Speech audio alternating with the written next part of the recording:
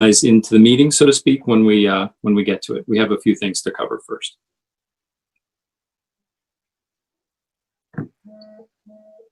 All right, Laura says we're good. All right, let me just make sure we've got John Elling, Julie, and John Tanner. If you guys can speak up. Yeah, I'm here. I'm here. Good, good. And there's John Tanner. Great. All right. Well, hello, everybody, and welcome. Welcome to the April 29 meeting of the Valley of the Sun Waldorf Education Association. I hope everybody's doing well and healthy. That goes for the board members, the faculty and staff and administration at DMS. It goes to the community and family and friends as well. I hope everybody's doing well. We are continuing with our approach of meeting virtually here during the COVID-19 epidemic and the restrictions in place in the state of Arizona. So the public is able to attend tonight's meeting via either Zoom or by watching the YouTube live stream. As always, if there are any technology issues, I'd ask everybody's patience. But knock wood, things have been going well. All right, so let me begin the meeting here. What I don't have in front of me, however, is the actual agenda. One second.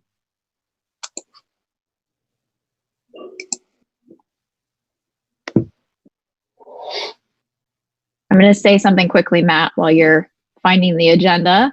I'm currently having a whole lot of asthma issues, so if I turn off my video, it's because no one needs to see me coughing. So I've not left the room. I'm still in the meeting. I'm just taking care of my breathing. So thanks.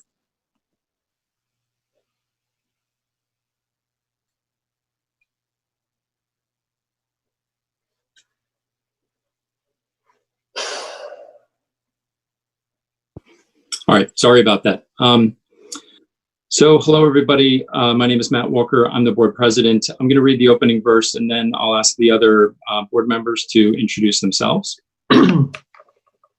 So the opening verse is, the true aim of education is to awaken real powers of perception and judgment in relation to life and living. For only such an awakening can lead to true freedom. And that's from Rudolf Steiner. All right, let's have the other board members introduce themselves, please. Gregory, you want to go first? Gregory Schneider, board secretary. John Elling. John Elling, board treasurer. John Tanner. John Tanner, board member. April. April Sauer, board member. And Julie. Julie Haynes, board member. All right, great. Thank you, everybody. So let me do a quick preview of the agenda and touch on a few things. I'm excited. We have a lot of stuff to cover tonight. We have some continued, I think, positive financial news to share. We'll get to that. We'll start with some board business, though, and then the important task of interviewing the applicants for the board. After that, we'll go into budget and finance related issues and updates. We'll talk about the continuing COVID-19 and school closure, and then an update on the permanent executive director search process and progress. We're not doing public comment tonight. A reminder, it is not required. But of course, I'd like to remind everybody that those who are interested can make their thoughts known to the board by email. To log your attendance at the meeting tonight, there's a link in the agenda notice that's posted on. Another reminder is that due to open meeting law, we're restricted to just crisis. None of us saw this coming. A lot of folks have had to adapt very quickly in the moment. It's been an unbelievable time, and the faculty, the staff, the administration has been wonderful. So thank you to them for that. And I'm pleased to say and reinforce that each of us as board members are committed to DMS and its success as a K through 12 public charter Waldorf school. And I want to emphasize it's all three parts of those. It's the K through 12 part, it's the public charter part, and it's the Waldorf part. All right, so let's dive into some of the board procedure items. First is the approval of the minutes from the last meeting.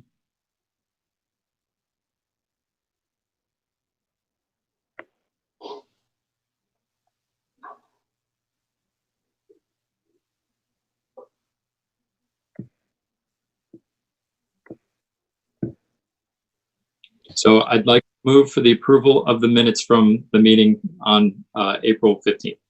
I'll move to approve the minutes for April 15th, please. I'll second.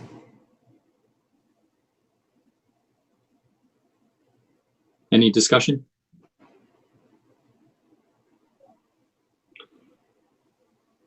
All in favor? Aye. Aye. All opposed? And abstaining? All right. Second item is whether to include information about board meetings on Parent Square. A couple of folks have raised this. I think one or two of you have raised it. We've gotten a few questions from parents. Well, before I express my own opinion, up to you guys.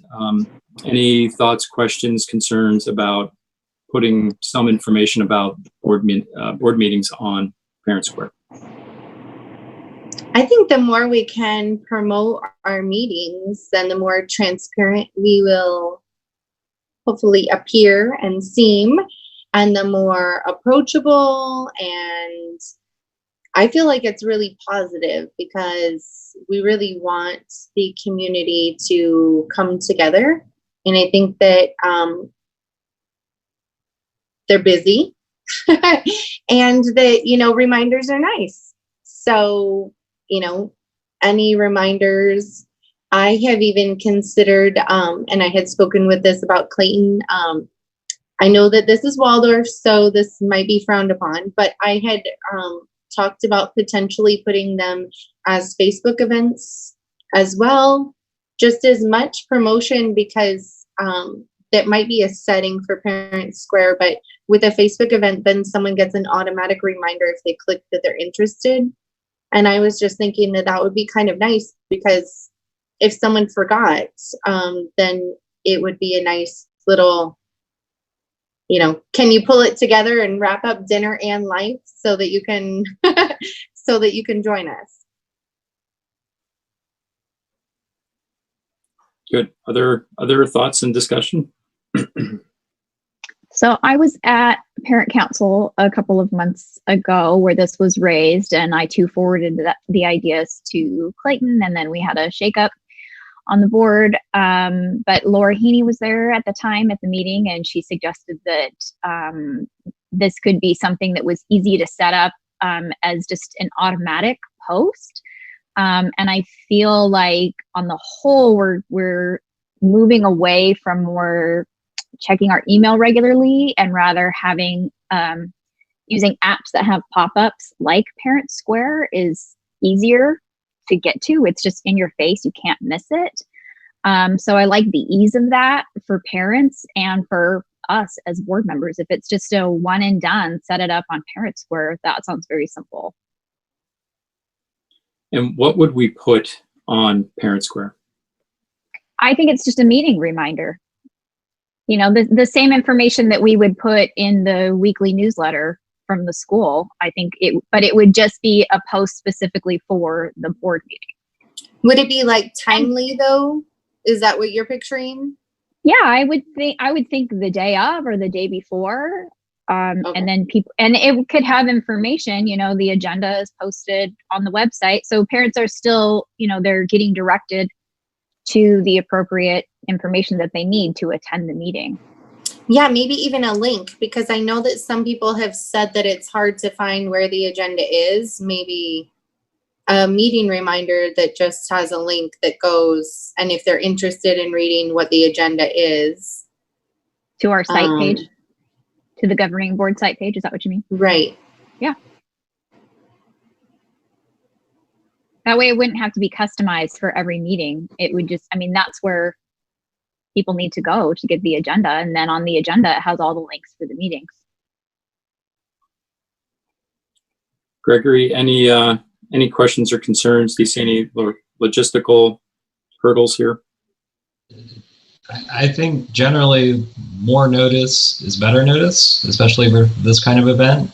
I would just want to make sure whatever we choose, we are confident we're going to do it consistently, so that once somebody decides to pick up on this is the avenue I'm going to rely on to know about these things, we're not letting them down by missing a posting.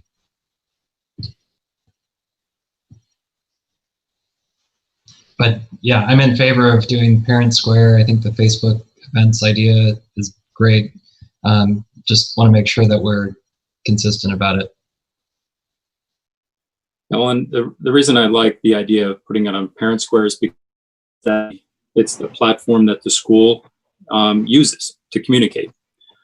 I'm not sure how I feel about using Facebook for that. Maybe if individual users want to set it up themselves, they can do that. But the idea of using Parent Square and having that contain information about the board meetings makes a ton of sense. So who would set that up?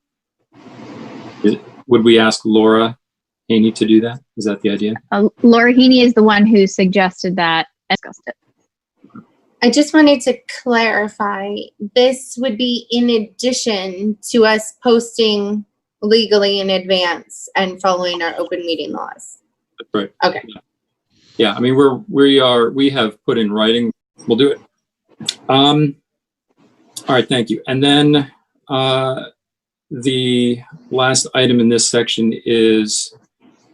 Wait, do we need to vote on that, or is that just a thing, or? No, I don't think that requires a vote. That's just something we're doing kind of not as a board necessarily. It's not, we're not taking legal action. It's not any legal requirement. This is just another way we're going to communicate. Okay. So the last item in this section then is if anyone wants to address public comments from the last meeting.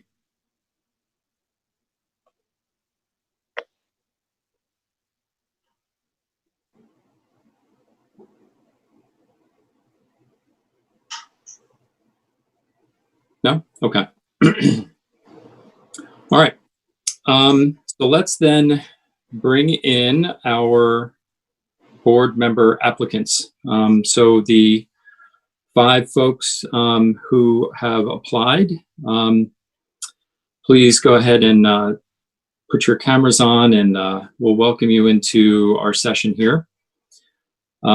You may notice that I've said 5 applicants. One of the applicants, that was Maria Cardenas, she withdrew her application.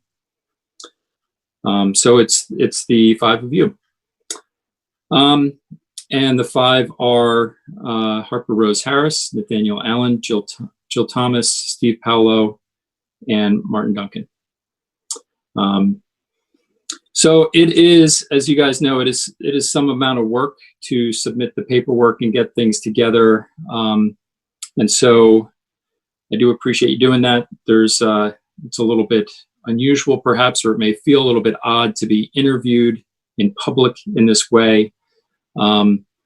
So thank you for doing that. Thank you for raising your hand. Having a pipeline onto the board is important, and we appreciate you stepping forward. Also, I'd like to thank you guys for your support of DMS over the years. I don't think any of you is a stranger to DMS. 2 of you, I believe, are current employees. 2 of you are former board members. So you know quite a bit about the school, and I think the school enjoys its best success when the support of the community is behind it. So again, thank you. Let me go over the process and how this is going to work, or at least how we envision it working. So tonight, the board members, will ask questions of you, the applicants. We will try to rotate the board members who ask the questions. That gives each of us a chance to participate.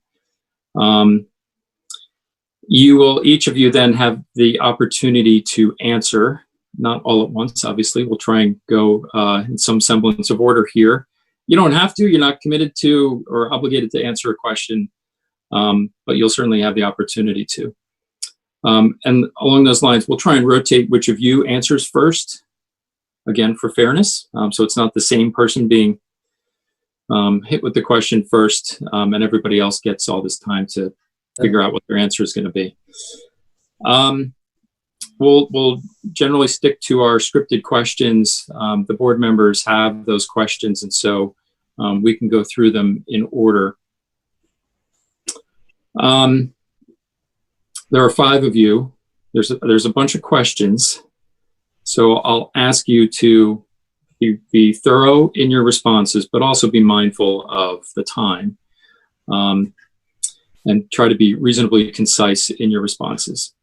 But, of course, do what you need to do to get your answers across. And we'll try to leave time at the end for you guys to ask questions as well. We'll play that a little bit by ear depending on what time it is. That's all what happens tonight. After tonight, as you guys know, we'll ask you back to the next meeting, which is on May 20th. There could be some additional follow-up questions of you at that time, and or questions by you if that's what you need.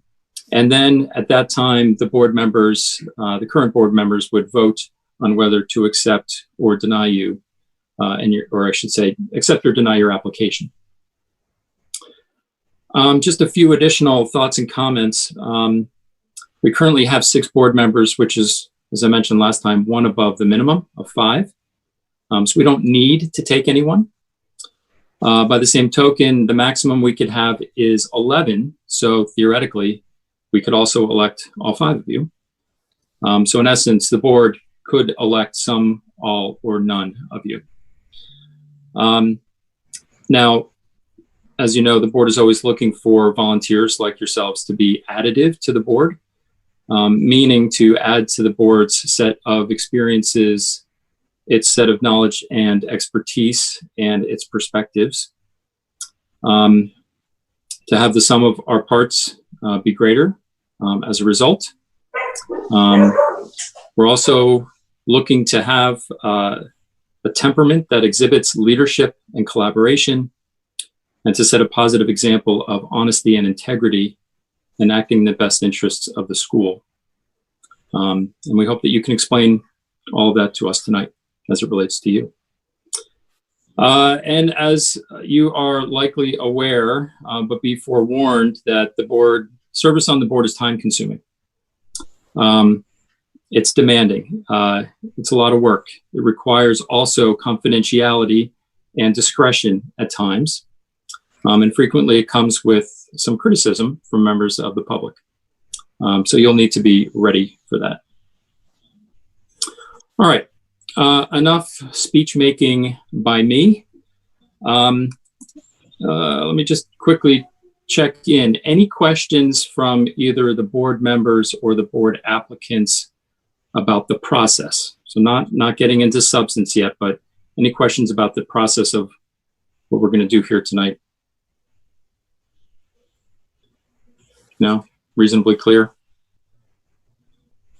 Okay. All right. All right. So I'll do the first question.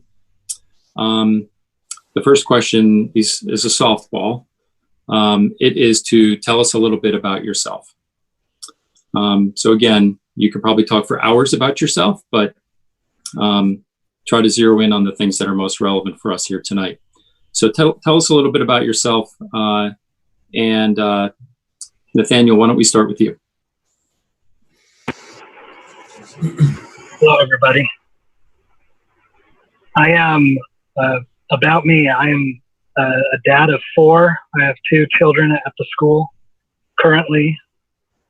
I've been involved in, I'll call them tangential ways for lots of years through different administrations and in different ways, but I was introduced to the Waldorf concept through my parents, and even beyond that to Rudolf Steiner, and I explore a lot of his thinking and try to apply it generally to the business that I'm involved in. And I've spent a lot of time in conference rooms as an executive, and they don't let me wear my baseball hat in those rooms, but I thought I'd put it on tonight.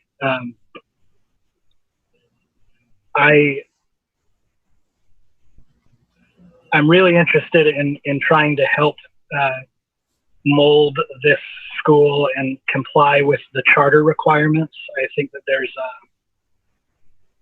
an interesting opportunity with public charter specifically, and with Waldorf. And I love what it has done for my kids, and they make eye contact when they speak to people, and in really subtle ways that you wouldn't even expect. In busy places, they sit down on the ground rather than get overstimulated or over anxious about things. I just in general, I'm a huge advocate of the subtleties that exist in this education, and I would love to help in whatever administrative executive capacity that my skill set and background could bring. I spent a lot of time with information technology, with data and healthcare, clinical labs, and different environments where they're highly structured, they're highly regulated, and there's rules and procedures and everything. So I welcome that even in this environment, as far as how the board functions and how it approaches certain things. And so I don't think I'll have an issue addressing the confidentiality side of things. I can compartmentalize and keep quiet about it. So I don't know if I've addressed your question totally, but that's a brief insight. So Great. Thank you. Martin, would you like to go next? Sure. So I'm Martin Duncan. I've got 4 kids as well, and they've all attended DMS. So I've been here for 17 years. So it's been a wonderful adventure that I've enjoyed quite a bit. So I've actually gone through that process of having each of my children go all the way up through 8th, from kindergarten and preschool. And that really has been wonderful. And there's a real bond there with my family and the school. So let's see, in terms of finance, last time I was on the board, we did quite a bit with finance, as Jill can probably tell you about. I would be happy to jump into that again. Actually kind of looking forward to that. In terms of what I do for a living, I'm a software architect, so I work a lot with numbers and data and facts, and trying to convince a bunch of people who all have their own ideas on how to do things, that maybe we need to get together and agree on something. So I'm sure, Nathaniel, as an executive, you can identify with that a little bit. Let's see. Also, since I'm in IT, I've spent much of the last 10 years looking to recruit and retain talent. So in terms of hiring, I've got a lot of experience in the private sector, also in church. So I feel I'm pretty well positioned for that as well. So let's see. In terms of the school, I've been around. People know me. They know my family. So I'm kind of an open book. If there are any other questions, please go ahead and ask. Yep, thank you. Jill? Hi, I'm Jill Thomas, and I'm a parent of a current senior. She started there in preschool. We have 2 older boys that attended through preschool through 8th grade. Both of them are in college. And this is our 22nd year at the school. Of those 22nd years, I spent 15 years on the board and 10 years as the school board president at Desert Marigold School. I have a degree in marketing. Kind of like Martin, I look forward to the budget part of running the school. And I think that that is something that it could be helpful moving forward. And I have been on the board in the past hiring the 2 previous executive directors, as well as kind of helping us to maneuver through difficult positions and situations that the school's been in the past. I know that this is really hard for when there's a lot of change. It can bring up a lot of emotions. But I also know that often we come on the other side of that stronger. And I think what I can bring to the board is that institutional knowledge and that background to know that there's light at the other end of this and that we're going to be okay. And I'm just really thankful that my children were able to experience Desert Marigold, and I look forward to many generations being able to have the gift of Desert Marigold School.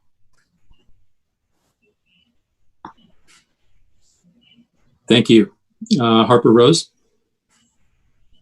Hi there. I have been at Desert Marigold. This is my 2nd year.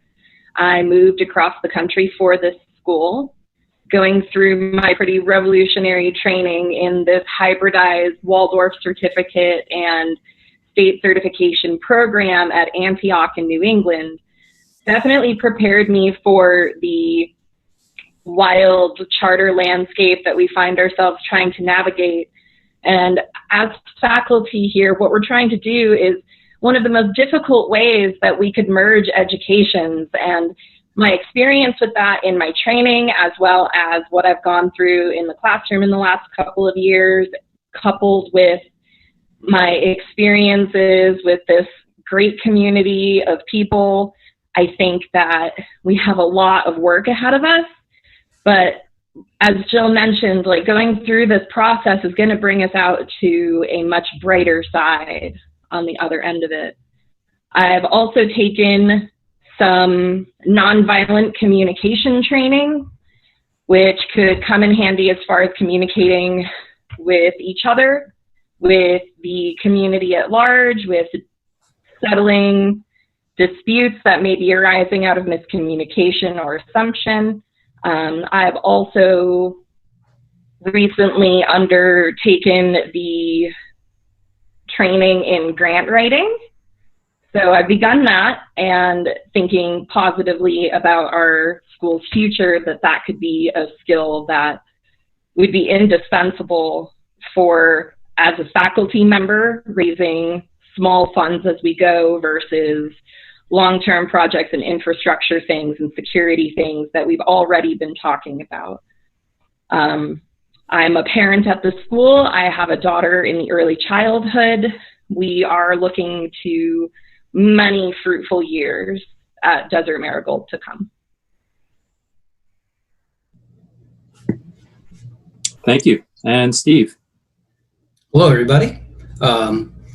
So I, like most of you, also have I think what I should call a sophomore at this point, even though the year has been half erased.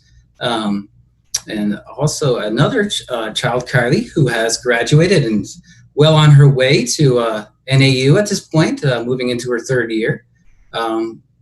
Both having the most wonderful experiences at Desert Marigold over the past, I think, 15, 16 years. It's been a long haul. And so I myself have worn many hats. I started as a assistant actually with John Tanner and moved through the ranks, if you will, to be where I am now as the facilities manager of the property, this wonderful property, this 12.5 acre property that we have in South Phoenix. But along the way, I've been around for many areas of support. I've filled needs for theatrical needs, for plays, for trips, for you name it. I've almost been on call for everything. I think it's somebody starting to take advantage of me, but it's okay. But I've seen over the years that this need for support, for me, for being on the board, is something I want to look at in terms of the faculty and the students, as far as them being held in a form that brings everything back together and seeing through to the needs that they require. Because I think over the years it's been a little bit of a miss, and I think without them we have nothing, and without nothing we can't have this conversation. So to me, that's one of the most important aspects of this whole picture. And obviously we had a roller coaster ride with financial issues over the years, this being probably the second major one that I can think of. And I definitely want to have an eye and an ear to that going forward, because again, without our financial house in order, I don't think we can proceed in a way that's positive for everyone. And I know we all want to get back on track. We want to get our programming back on track for our students and for our faculty and everyone else. That I definitely want to be a part of that and see that come to fruition. And like Jill said, get back on our feet and start moving again. All right, thank you. I'm going to turn it over to Gregory.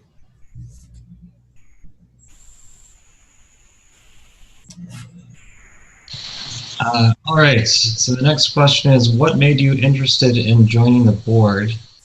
And Harper, why don't we start with you on that one? I want to join the board because I see the opportunities to enact a change in a cooperative manner. Representing the faculty in the board, I think, is essential for everybody to get a thorough understanding of the pedagogical implications of the choices that we make. And I have a wealth of energy to give. I have made many contributions to our logistical planning in the grades committee in the grades realm. And I'm looking forward to being able to bring those gifts here and to use them to affect a more global community rather than the small one that I have in my classroom, and being able to share the gifts and the talents and the experience that I have coming up as a millennial in a technologically advancing culture. I was one of the first faculty members to have all of our distance learning things posted and ready to rock and roll when we transitioned into this distance learning period. And those kinds of skills, that kind of quick adaptation, like I'm very mutable and am able to ride with different weather patterns and expectations and challenges that come our way.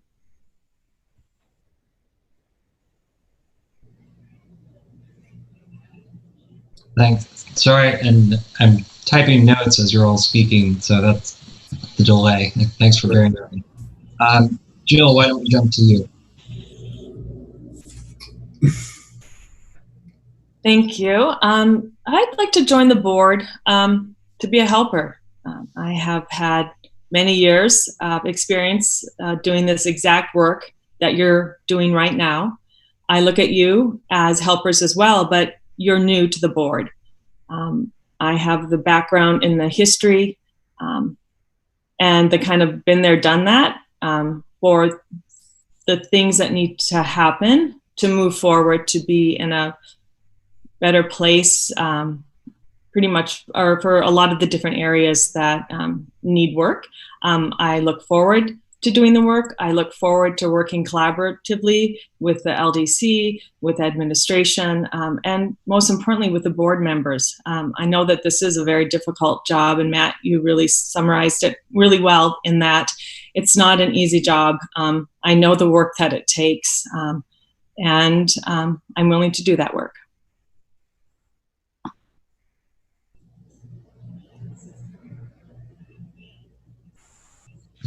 Thank you. Steve, why don't we jump to Yeah, sure. Like I was saying a little bit earlier, I've been a member of this community for a great many years, and I think with all the observations that I've made in that time, it's time for me to kind of, I feel like, step into the ring a little bit and kind of get my feet wet in that realm, because really, as I see it, the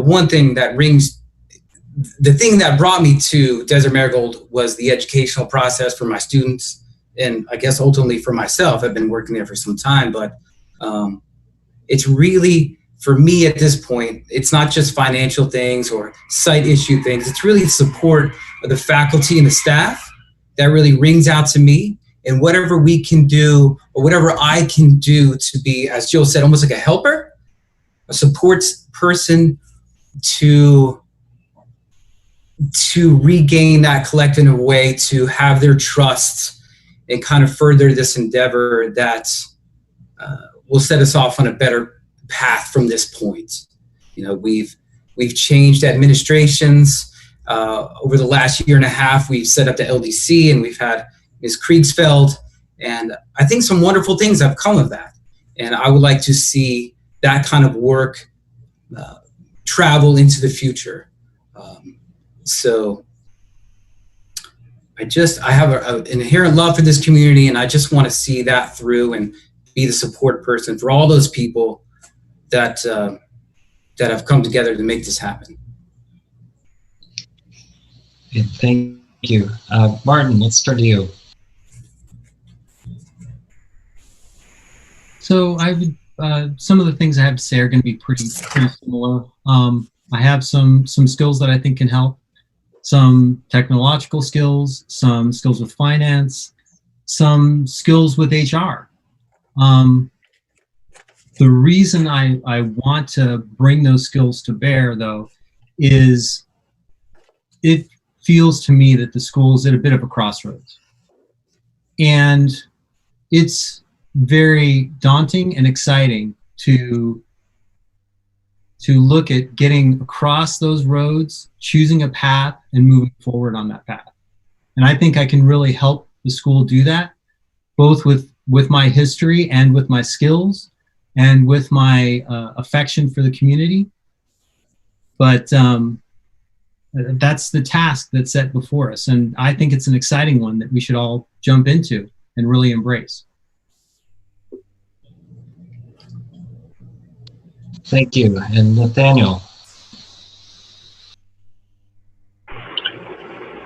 It's going to sound strange, but in my business career, and it's applicable here, I'm drawn to complexity. I really enjoy getting together with a team to sort of wrestle with complicated challenges, and I think it takes a diverse perspective, set of perspectives to come up ultimately with what is the right answer. So I try to use the tools, I guess, I've gleaned in my business experience to engage in and try to build your way out of situations that are challenging. I think this school has an incredible infrastructure. I think there are great people involved. I think all of the resources that we need are right in front of us, and being part of a group that can remind each other that those resources exist and the positive things that are there, it really allows you to undertake or engage in really, really challenging things. So I think the school, can grow. I think that we need to be expansive in our thinking about how to do that, and I would like to, help facilitate that in any way I can, either directly myself or helping to stimulate maybe unique ways of approaching some of the challenges that we've dealt with for a long time in this community. So that's my answer, Greg. Thank you.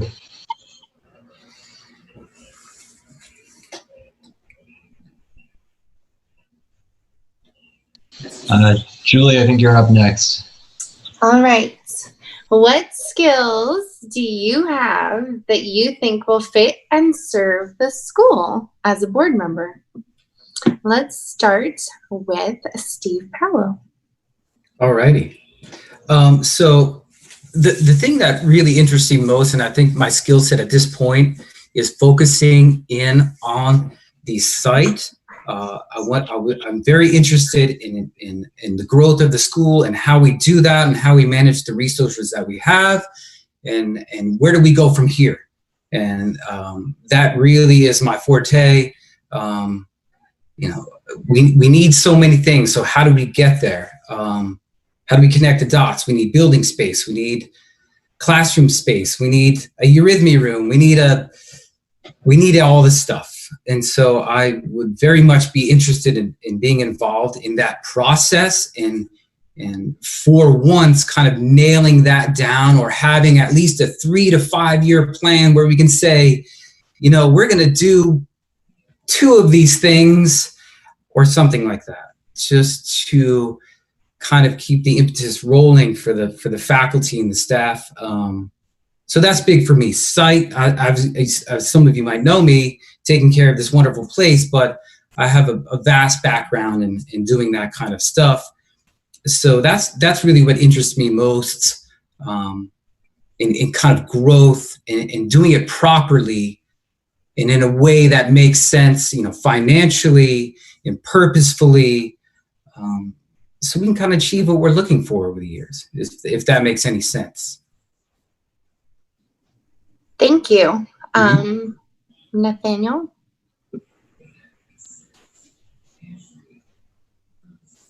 I don't know how specific you want the answer as far as what specific. I mean, hard if you skills. have skills, then I want to know what they are. Yeah. That are going to help us. Yeah, so a lot of the executive side experience promotes what I call or what are referred to as soft skills. The ability to communicate and to adapt and to allow for all ideas to be considered, and then hopefully best idea is the one we align with and we pursue it. But my expectations of how that process works and how long it takes and how much time it takes to make sure we're all on the same page, so to speak. I think that's a skill.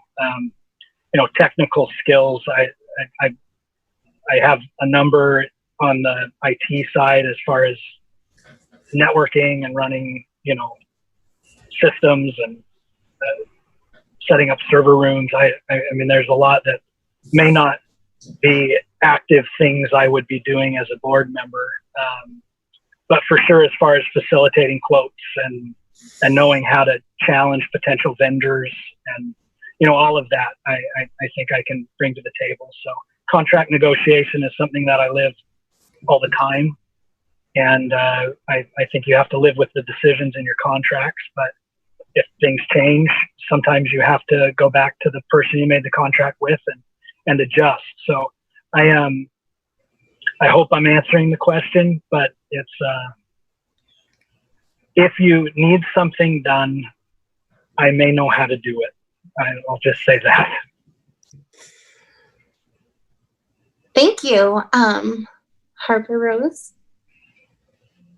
So the skills that I would be looking to bring to the board this time around would be somebody who is well-versed and savvy with community outreach, with communication. Some of you may know that I have been behind the scenes with the DMS Facebook page for a while now, and there are people who reach out to us asking a variety of questions, and I've become that contact person.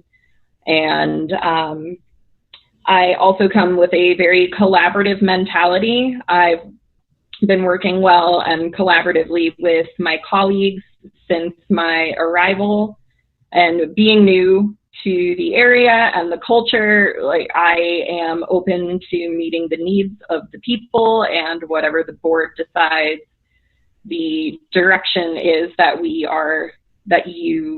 board is taking on any number of decisions.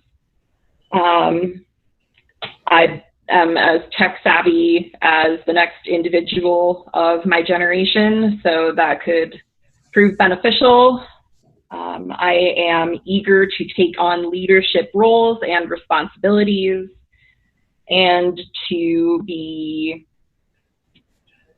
taking care of tasks that might not necessarily be at the forefront of our attention, but I become aware that they need to be done, and I have a tendency of going forth with things that people might not necessarily want to take up, like scheduling and program scheduling and like nitty-gritty things like that.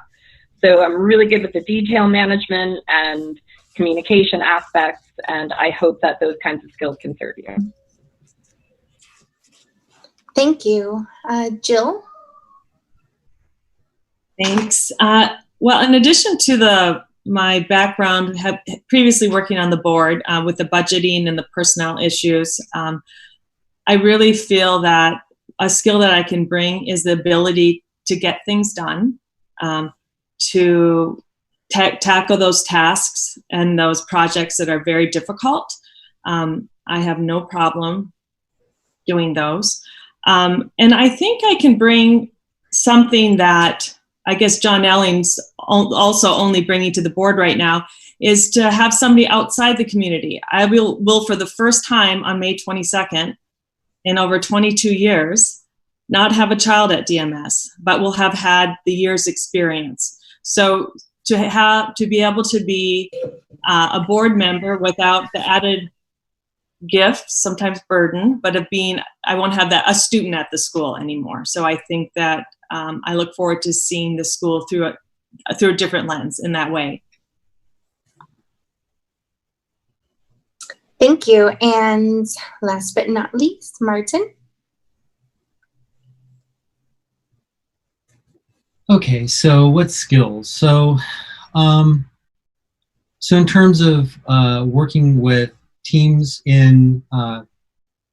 I've led teams, both in pay for situations and also in volunteer situations. I have worked with finance before, and I am a software architect, so pretty much anything to do with the internet, I can probably help you. May not be able to run cable like some folks, but if once that's done, I'm fairly handy.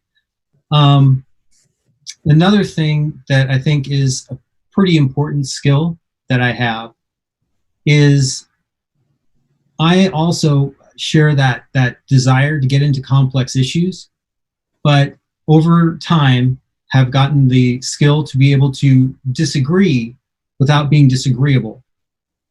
And also the ability to take a conflict and talk through it with someone, because often you'll find that conflict arises when people don't feel heard or valued. So those are a couple of just a few of the skills that I think I could bring.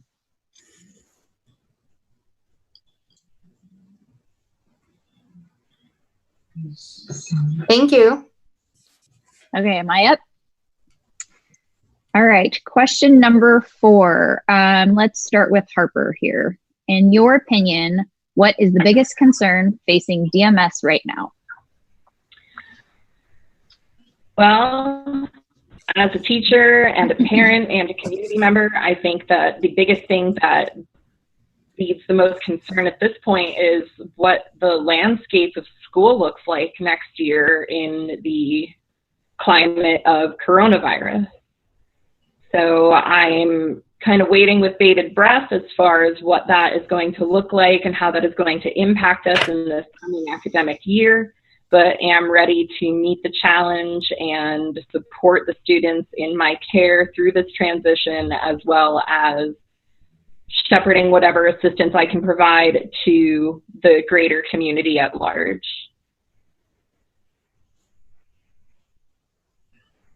Steve? Yeah. So obviously we have the obvious ones, such as the financial situations, but it seems like we're weathering that storm, and I have full confidence that we will weather this one too. I believe that the coronavirus issue also will weather itself with time, and I think soon enough we will have forgotten this period of time as well. But for me, I think, again, I've kind of reiterated this before, was it goes back to kind of the health and wealth of the community.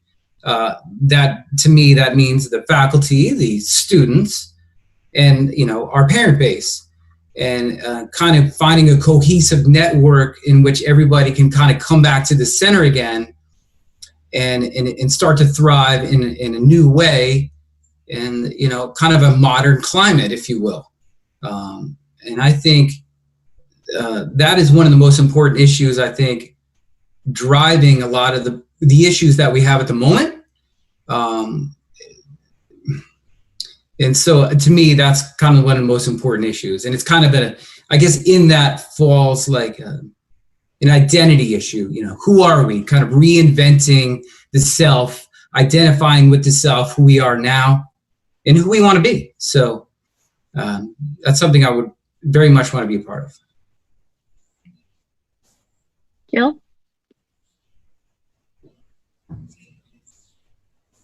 I would agree that the budget is a big problem, but I also think that it will be resolved with a lot of hard work. But what I see a really big gap is, in the absence of a long-range plan, trying to move forward and to move through what's happening now. It's hard to do that if you don't have goals at the other side. I've been through 2 long-range planning situations at DMS where we dug deep into the community, multiple meetings with the whole community, with all of the realms, to see really, what do we want? What do we want DMS to look like in 2 years, in 3 years, in 5 years, 10 years? And I think that not having that vision, it's going to be hard for us to know how to form and to do in order to get through this, know that we need to be working on at some point in the very near future a long range plan that we're looking ahead and not just right now. Martin?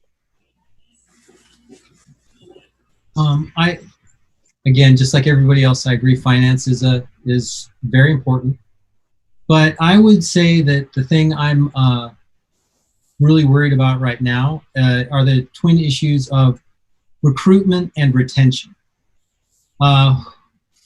In a state like Arizona, where we're not considered the mecca of teaching, it can be difficult to attract and then retain faculty, staff, and that is a big challenge that's facing the school right now.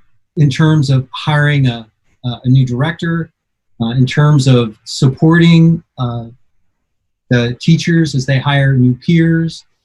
I think that that's very important, especially in a Waldorf school where, as you're very aware, you have that one teacher that you have from 1st through 8th is arguably your most important connection to the school. And I think that we need to really support where we can, and in the terms of the director, move aggressively to try and get a little bit more stability around that. Nathaniel?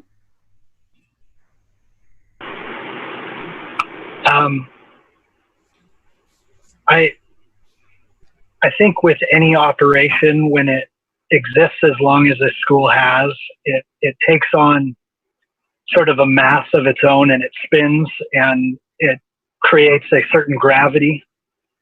And I think people involved, it's easy to get caught in that gravity, especially operationally.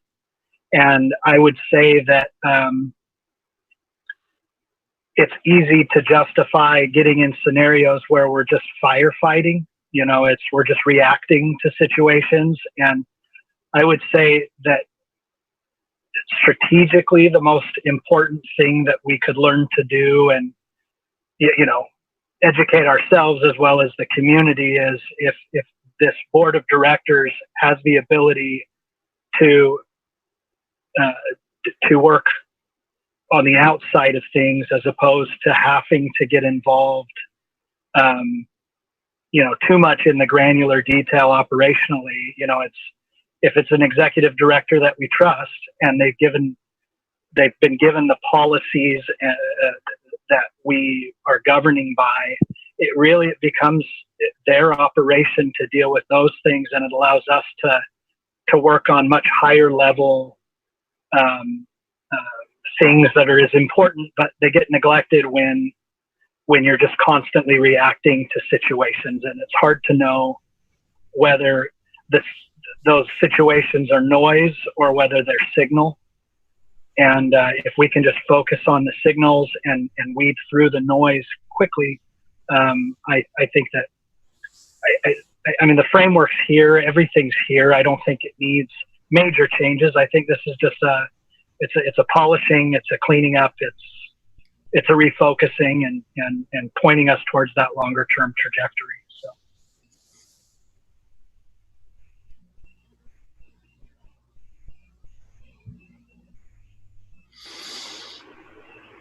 So that's all, April. Yep. I'm done. Thank you. All right, Mr. Tanner, you are up with the question. The question is, what do you think is going well at Desert Marigold at this time? What if we started with Barton, please? So I think there's quite a few things going well. I think that the school currently has we have a good student body that's ready to go. We have a faculty and staff that are doing their level best. We have different events, and I think we actually have a largely untapped parent community that could also do wonderful things. So in terms of what's going well, I think absolutely the teaching's going well. I think some of the events are going well, and I think obviously getting some money in the last few weeks that's gone really, really well. So I think that's good. Is there a follow-up, John? Do you want me to get more into it? I don't know that we'll do a follow-up at this time, but if you wanted to add to that, I wouldn't object. I think I'm good then. Thank you, then. What about Ms. Harris? I also agree that the student body is overall healthy and happy and progressing well through the academic facets of Desert Marigold, which are ramping up in the middle grades and leading into the high school. The time away has really let the campus rest, and that's been a good feeling.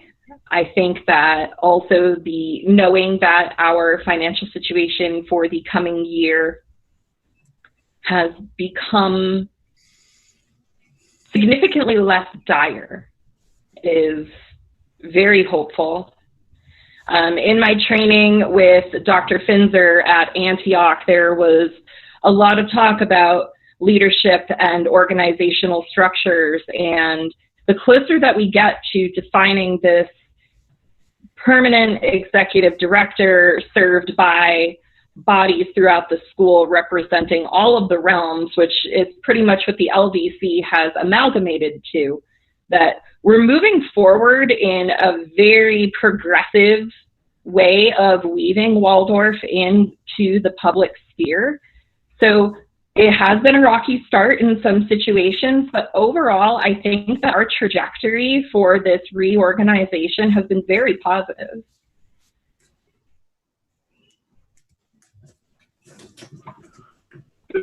Thank you. What about you, Nathaniel? What's going well at Desert Marigold, please? I think that there's some unsung heroes involved in a lot of what Harper was just speaking about. I have nothing but admiration and gratitude for Christy and for the role that she's played in allowing that to take place with the LDC and bringing that community together. I think we have an administrator now that procedurally everything that you would want administratively, she goes way beyond. Just in picking my kids up late or whatever, I've just noticed that you know, she and there are others, you know, that they're just around and they're just engaged in, you know, not profitable activities, you know, as far as they're personally concerned. It's just selfless service. And I credit that to what the ideal, what the overarching sort of magic of Waldorf is and what it does. But it just, it's neat to see this last, 10, 12 months of, despite all of the challenges and not being able to communicate what was going on necessarily because we didn't know all the specifics, just the grace and professionalism that was there. And so I do think we shouldn't be afraid of a lot of that structural, procedural infrastructure. You know, I think we can embed the Waldorf way and all of those things, but when it comes to the state charter, a lot of that has to be present, you know, and so I can't imagine a better group than the group that's involved right now, you know, taking the next stage or the next level of that. So I think we've got great administrators. I know we've got great teachers. My mom's one, so I have to say that or I get in trouble.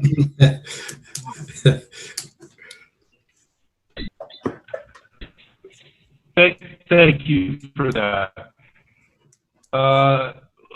What about Steve? What's going well at Desert Marigold, Steve? Tell us. All right. Well, I think what's going extremely well right now are a couple things. One, we have a board that has brought us out of the brink of a financial maybe disaster, and we have a light at the end of that tunnel. So we're doing extremely well in that department.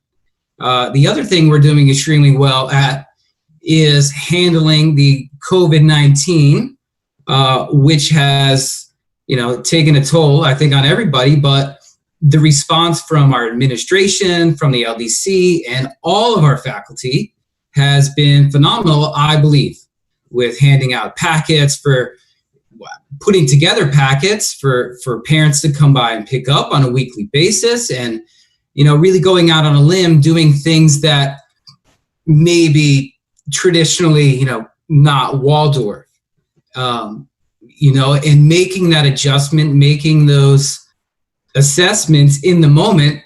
I think everybody's has been done a fantastic job. And again, that gives credit to the LDC and Ms. Kriegsfeld for standing up in a time that's been pretty difficult, I believe. The other thing I think we're doing well is kind of getting our house in order over the last year and a half, again, with the LDC and with Ms. Kriegsfeld, as far as connecting some of the dots that had been left unchecked for many, many years to kind of satisfy some things that we needed to put forward to be in compliance in many, many areas. So I think those are a few things that stand out to me at this moment in time. Thank you.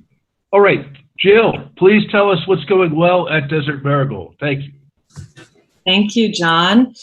I think there's a lot of things that are going well. I'm very impressed with the communication and the switching that had to happen with the teachers and the faculty and the staff and administration when we went to an online school situation with a Waldorf school.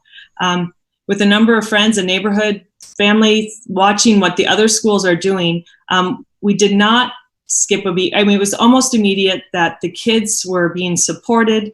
I can speak for my high schooler. I think part of the reason that she is, kind of going with the flow is that structure remains the same. She's still being, touching base with her teachers. They're not panicking. They're not rushing about. It's, same time every day, that rhythm, those rhythms that we learned in the kindergarten. I mean, it's still available and working in the high school, and in that it can bring a lot of comfort in a very difficult time. And kudos to the school, the staff, the assistants, the teachers for doing it, because I know it's very difficult. Thank you all for your answers. Matt, to you. Yep, I think John Elling is up next. Yes, thank you. So question number 6. What has the board done well this past year? Martin, if we could have you start for us, sir. All right. So what has the board done well over the last year? I would say, and I guess I'm just kind of echoing some of the things that have also that others have said. The getting those funds was, that's a thing that went really, really well. I would also say that starting in December, there was a lot more communication about the financial situation. And while that can be difficult, actually knowing the situation, I think, helps people, especially those that are relying on it for their livelihood. It allows them to really plan and understand what's going on. So I think that was a great choice. So that's just a couple of things. I don't want to hog them all. Thank you. Jill, could you go next, please? Yes. To echo what Martin said, that getting the PPP application in and having those funds for the first round, that DMS was able to receive those funds. I mean, that showed a bigger picture in that you were able, it's a newer board, and you guys were able to come together, and I'm sure it was super stressful, and get a lot of information in a very short order of time. And there were plenty of people who applied and didn't do it right, and they don't have their money, but you guys did that, and that was amazing. And what that did is that bought us some time to collect ourselves, to take a deep breath, so that we can move forward in making Desert Marigold the amazing school that it can be. Thank you. Steve, would you like to go next? Sure. I might sound like a little bit of a broken record to the previous question, but again, it can't be underlooked that the financial situation, like what everybody has spoken about, was handled extremely well. Like Jill said, getting the money in for that, it seemingly quick recovery there was exceptional. So that can't be understated in any way, shape, or form, because we've been in a bind for some time. And I know that, like Jill said, that was very stressful. And I think that is a large weight off everyone's backs at this point. So we can start to, or begin to, look at some other things of interest, if you will. And again, going back to the COVID-19 dilemma, I'm sure that was equally as stressful on you guys, I can't imagine. And just rising to that occasion and to dealing with that in the moment because you had to, and there was no choice. So, like, again, I sound like a broken record, but those are two massive standouts that kind of overshadow some of the other wonderful things, but that's big. Thank you. Nathaniel. I'm certain that there are a lot of examples of this that I may not be aware of because I'm not as close to the pulse maybe as you, but just in recent past, I think of former board member Jessica, and the practical way that I've seen board members, in this case her specifically, engage in, again, operational things to do everything that a board member could to try to facilitate or understand or get to the bottom of, a challenge, and then bring really meaningful information back to the board decision-making body. Again, maybe unsung heroism. I don't know what gets seen and what doesn't. I see different things, but her in particular, just in this last couple of months, she became so familiar with all of the individual bills and transactions and things that, normally you wouldn't think a board has to get to know it in that level of detail, that some of the information that's fed to them can be assumed to be accurate. But I think it's neat, and I've seen it from more than just her, but she's a good example of how when the board engages in those specific research projects or whatever it is, and then they get involved practically, there's real advantage, because then there's no question about, are you willing to get in the trench, so to speak, with us? It builds a lot of camaraderie, I think, between the community, the teachers, the administration, and the board. So that's something very specific that was done very well. Thank you. Harper? I would have to agree with the candidates who have spoken before me that securing the huge task of the PPPL has brought an incredible amount of security and optimism as far as our financial future and the sustainability of our institution. So for that action and all of your efforts in securing that kind of funding, I am grateful.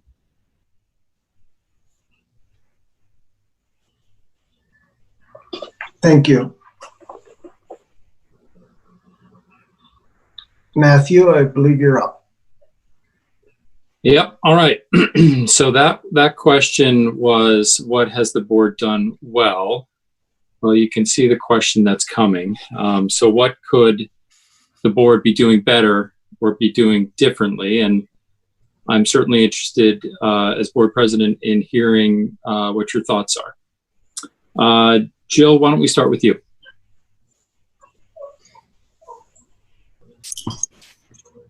Well, I guess I would have to say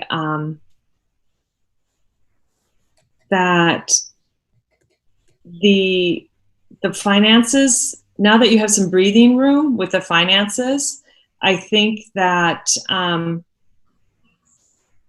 what is going to be so important moving forward is that you keep that cohesiveness, that you're able to work together and keep that momentum.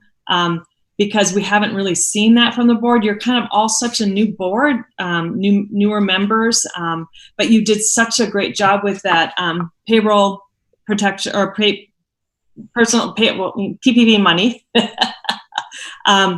So I think that was a glimpse into the executive director hiring and into the financial decisions that have to be made. But it's going to take a lot of work, and I'm hopeful that having applied for that loan and received it is just a stepping stone for moving forward.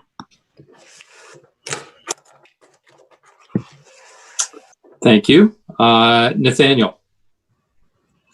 What could the board be better or doing different?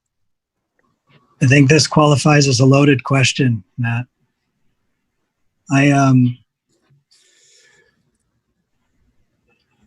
I think trusting the people that we rely on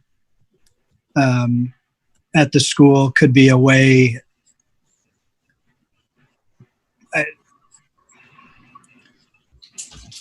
I think the board could be more vocal of their support for decisions that are made as a body. You know, it's right now people don't realize this, but when the board makes a decision and it gets executed by, you know, the administrators, there isn't really a feedback loop necessarily that's structured very well for how to help the board make better decisions that will cause, you know, more or less conflict or challenge for the administrators. And I just think that if as a body, when decisions are made, there was a forward statement that basically was, we endorse this as a board, I think that could enhance the communication. So if people don't like it, you know, it's unfortunate, but it was a well thought out, you know, decided as a group decision, and that is the decision of the board. And so we're gonna deal with whatever those consequences are. And so I think that communication piece that is going very well. I think that there's a lot more communication that we could do that isn't a breach of open meeting or any of that would just allow people to understand that the decisions that the board makes are not ill-informed. They aren't catering to a certain agenda or single perspective. It's based on the facts at hand. This is the best decision we can make as a group. And that's why we did it. So hopefully that addresses the question directly enough. Thank you. Thank you, Nathaniel. Martin, what could the board be doing better or differently? I think you're doing a great job trying to set a new tone. I think that's good. One of the things that I see in the board meetings and in the community, and I think it's fair to say with the faculty too, is this sense of stress from COVID, from the finances, whatever, have created this sensation of having breathed in, you know, almost like you're holding your breath. And there's a sense that the community is doing that, the staff is doing that, the faculty is doing that. At some point, I think maybe the board could help at least allow them a sense of breathing out. There needs to be a way, and maybe this is kind of going back to Nathaniel, to allow people to have some confidence that their perspective is being heard and that they can kind of breathe out a little bit and sort of relax. And I think that's something I'd like to see a little bit more of. And like I said, I can see that you're moving in that direction, but possibly moving even a little farther as you feel comfortable. Maybe even after the COVID thing, we could talk about town halls or online, some way to allow board members to interface directly with staff and faculty and community so that we can get more of a give and take and people can get that sense of, after having held it in for so long, that they can finally breathe out a little bit.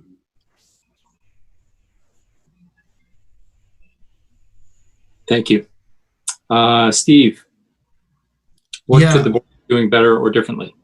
Sure. I just want to step off and kind of agree with Martin a little bit in the fact that there always seems to be a you and us and them kind of perspective with, let's say, the community and the board or the faculty and the board, which sounds kind of silly, but I guess sometimes that's just the way things develop over time. But I do agree that over the past, I'd say a good year and a half, that there is, like Martin said, this kind of sense of people holding their breath. And a little bit anxious about something. Maybe we don't know what it is, but it's a certain form of anxiety. I think that's become a little pervasive within the community. And I think they're feeling vulnerable. I think they feel unprotected. I think they feel a little out of sorts, if you will. And I think being the board, I think it would be nice in maybe a more communicative sense. And I don't know what that looks like, but to come in and kind of satiate that desire a little bit of saying, we're here for you. We're here. Maybe we're a little invisible at times, but we're doing our best to keep this and you people together. And I don't know what that looks like. Like I said, maybe it could be some town halls that we do host maybe once or twice a year, but maybe it's something else. Maybe when we come back from this long gap, that maybe the board presents itself to the community as a big welcome back, and we're here for you, or something to that effect, to kind of re-energize the base, because the board does play a significant role in kind of the health and well-being of the school. And also, like Jill said, you guys have done a wonderful job in putting the financial house back in order, but it would be good going forward to be even, we like to use the word transparent, or maybe even a little more transparent as far as the way things are itemized out. So everybody has a clear picture of budgets and of payroll and of the expenditures that are maybe some way very accessible to all. Somebody has any questions, and it doesn't further that you versus me kind of mentality, if that makes sense. Thank you. And for Rose, what can the board be doing better or differently? I think that the board needs to become better versed in the indications that Steiner set forth in putting together the first Waldorf school to begin with, to consider the threefold social order and how we conduct ourselves and conduct our business, as well as engaging the community in deeper thought and deeper processes and work together. And I do have some ideas as to how to facilitate those things that I would be excited to bring to the table.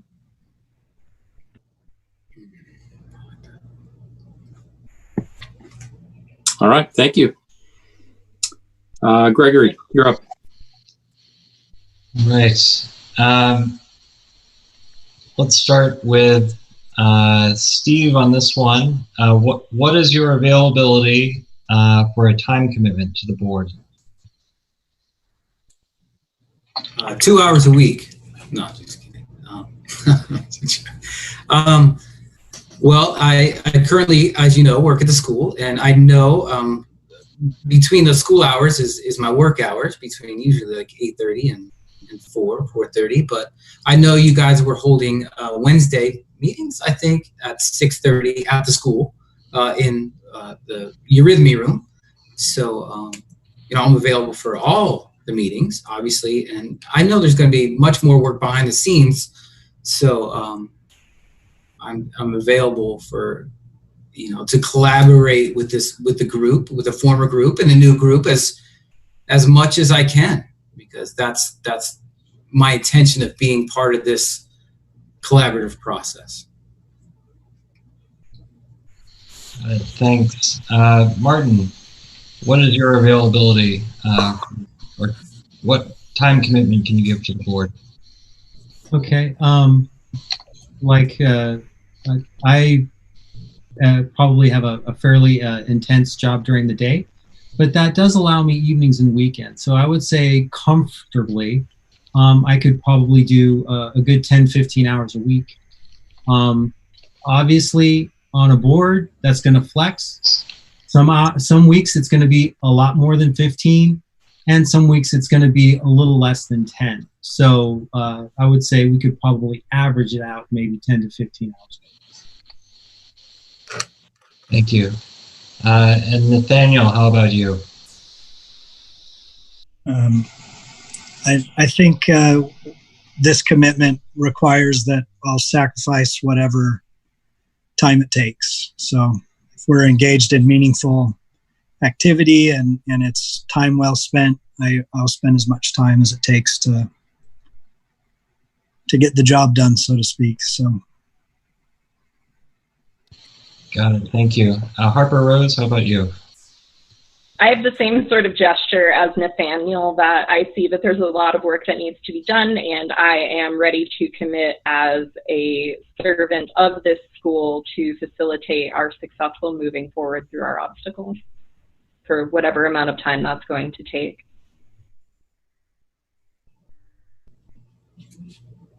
Thank you. Let me. Oh, I'm sorry. I had my mic muted. Jill, what about you? Thank you. I am available, flexible. I know the work that needs to be done and the time commitment that it's going to require. And I'm at a point in my life that I can give quite a bit of time.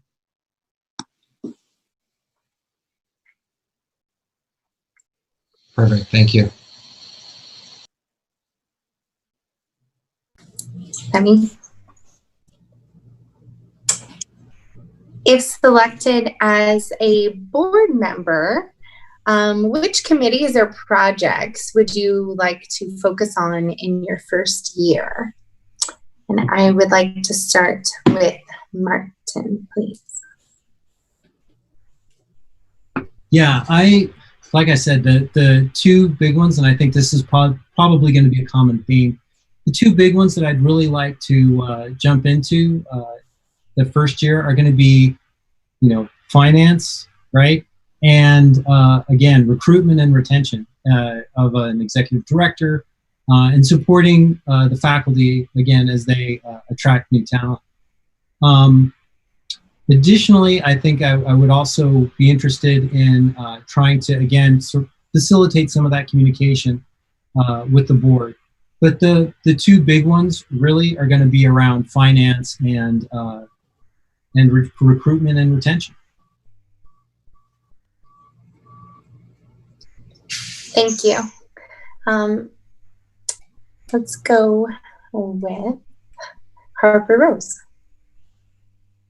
So I'm not sure every single committee that you all have going on in your working groups, but I do have a passion for community education and parent education, and have some projects in mind for that kind of avenue. With the grant writing that I'm taking up, I also have some interest in getting involved with the financial working group and trying to bring as many creative minds to the table as possible. Thank you. Jill? I would say finances as well. And not only on that working group, but also bringing finances to the community, to the staff, to the faculty, to the parents. In the past, we worked collaboratively with all of the different realms so that people, if they want to, that they're able to, there's an avenue for them to find out how the decisions are made and why the decisions are made. And I think that's helpful for the community, and I would like to help with that. Nathaniel? I would be happy to help on the construction and site improvement, physical facilities side, and if helping enhance and develop fundraising mechanisms for the school was a priority for the board, that's another thing that I would be interested in helping try to facilitate, just standard ways of raising funds outside of, the charter model, specifically more towards the nonprofit side of Valley of the Sun, Waldorf. So those two. And Steve? For me, the big one is also site, the site committee, and putting a long-range plan together for the school, for buildings and maintenance. The other one too would be overseeing kind of the garden community and all that realm that's kind of come back to us over this last 6 months to kind of facilitate how that works out over this next year and what that looks like and what shape that goes, because I know it's a very meaningful aspect of the community. And also, kind of like Nathan said a little bit, was coming up with different funding or fundraising strategies to come up with different revenue streams for us, maybe stepping out of our comfort zone, things we've been used to, and maybe stepping out of house or doing larger venues in-house to maybe raise funds for the projects that we've been long needing. Thank you.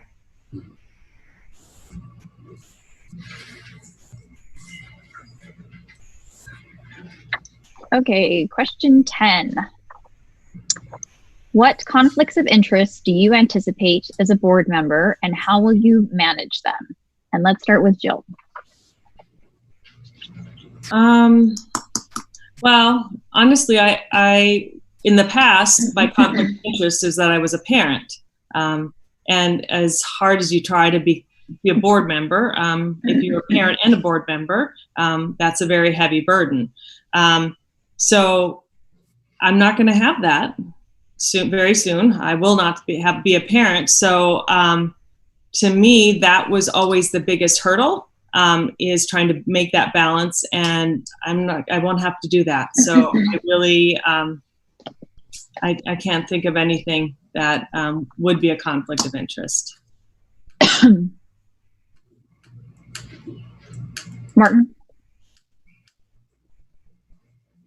Yeah, so I do have a student as well. And so I would need to be careful, possibly recuse myself around things like the 8th grade trip, for example.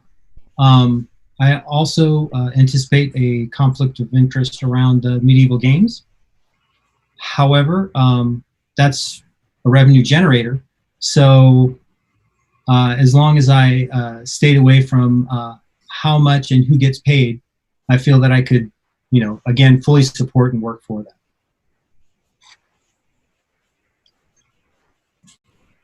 Nathaniel?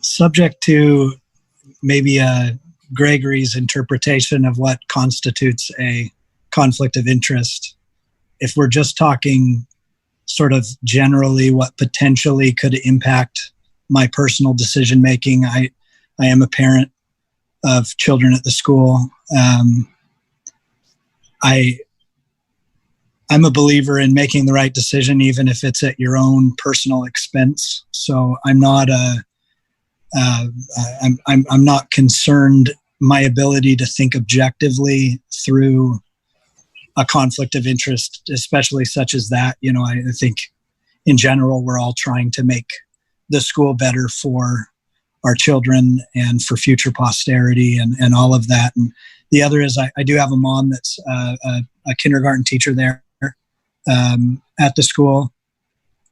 Again, I have no problem compartmentalizing personal feelings, even from decisions that are right and decisions that are agreed upon by a body, and then doing my part to facilitate the execution of that body's decision, again, regardless of how that affects a personal relationship or an opinion of me.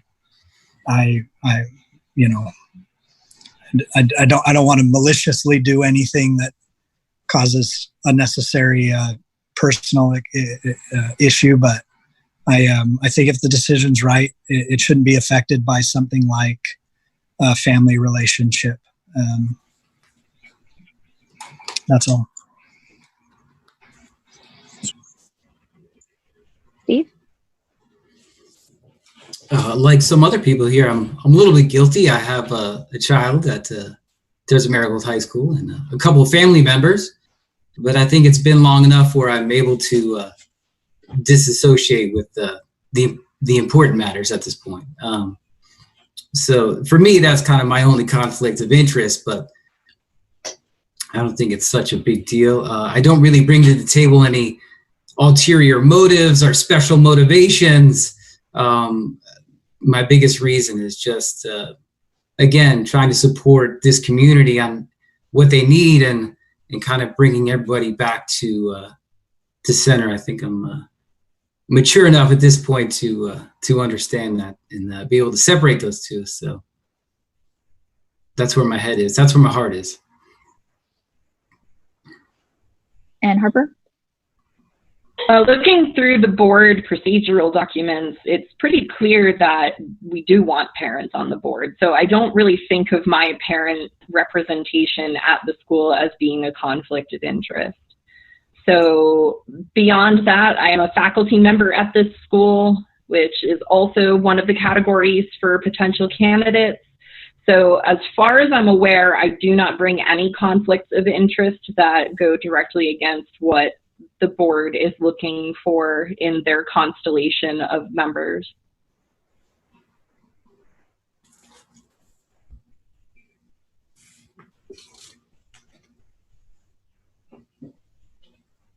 Mr. Tanner, you're up.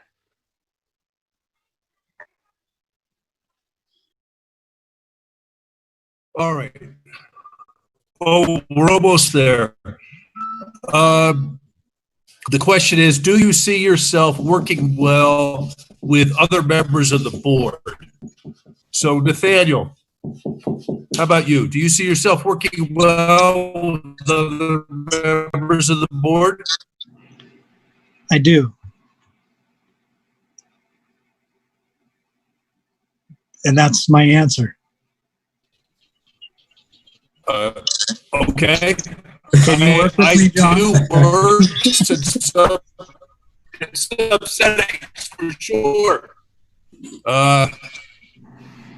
Thank you. You're welcome. All right, Steve. How about you? I do as well, or yeah. Nathan took that one. I can't take it. No, I think this, in looking at all the faces on this, at the current board and some of the new faces, I think it might actually be a pleasure.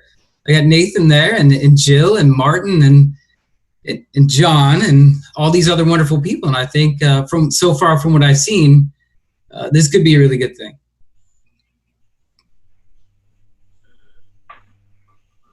All right.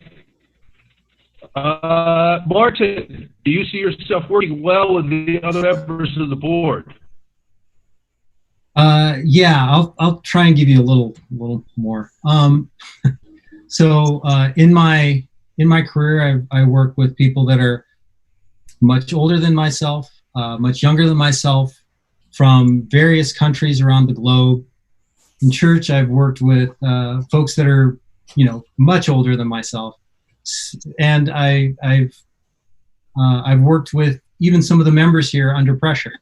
So I feel pretty confident that whatever happens, I'll be able to work with all of the folks on the board. Thank you. Let's go to Jill. How about you? I don't Please. anticipate any problems, and I look forward to working with the board members. All right. And then I think it's Harper would be the last one. Please. I have pretty positive rapport with almost everyone here. There are a few that I'm not too familiar with and one that I haven't met at all, but one day, and have no anticipated conflicts as far as personalities or communication styles. I look forward to working cooperatively with the group. All right. Thank you all for your answers.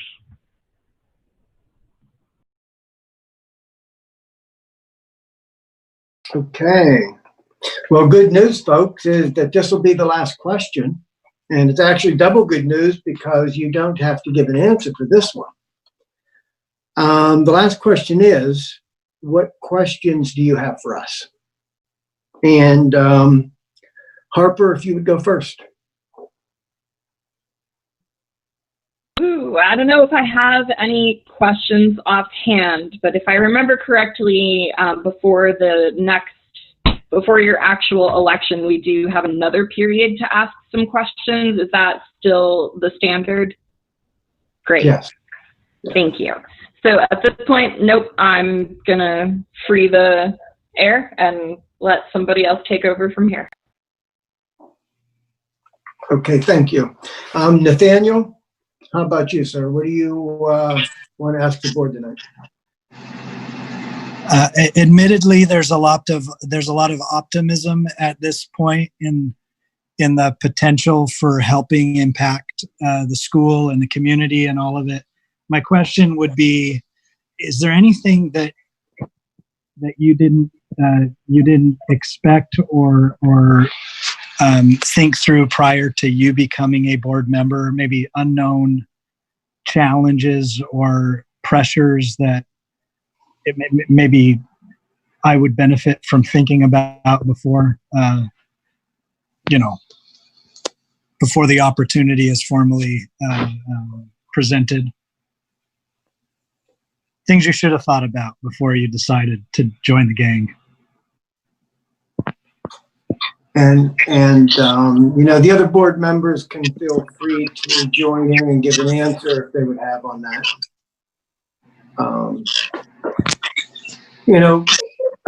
For me personally, I've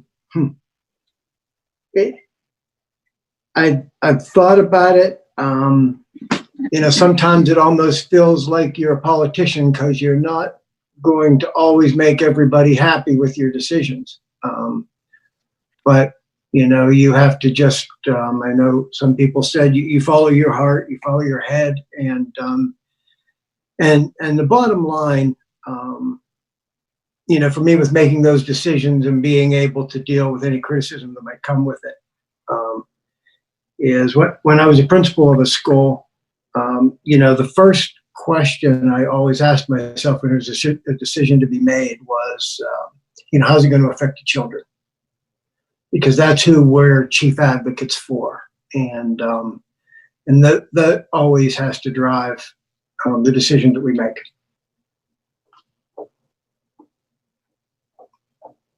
Anybody else? That was a wonderful response, John. Yeah, I think that it's it's mostly what I expected, and it is a lot of work, and there's negativity that comes with that as well. So I think that, it sounds like you already know that going into it. So yeah, it's hard to make everyone happy, but it's nice to know that if you're deeply rooted in your decision and your passion, that you'll be able to follow it no matter what. As a pragmatic person, I thought I had a general understanding of open meeting law. And once I was on the board, I printed out the pamphlet or booklet, whatever you want to call it, and read it as best as I could. It's written in Greek to me. But I wish I had a better understanding of open meeting law. I think that I did, as an outsider watching board meetings, I was judging the timelines that were happening and wondering what is taking so long to make these decisions. And with that proper training and understanding, we're all just doing our best. And that's all I can say. There's a lot of parameters about who you can speak to and how many people you can speak to and when you can speak to them. And it's an exhausting process, and it's one that we have to follow it. It is the law. So I would just say that if you're so inclined, jump on that now, start reading, start taking some trainings, because it's helpful to know all of that up front. I wish I had known more.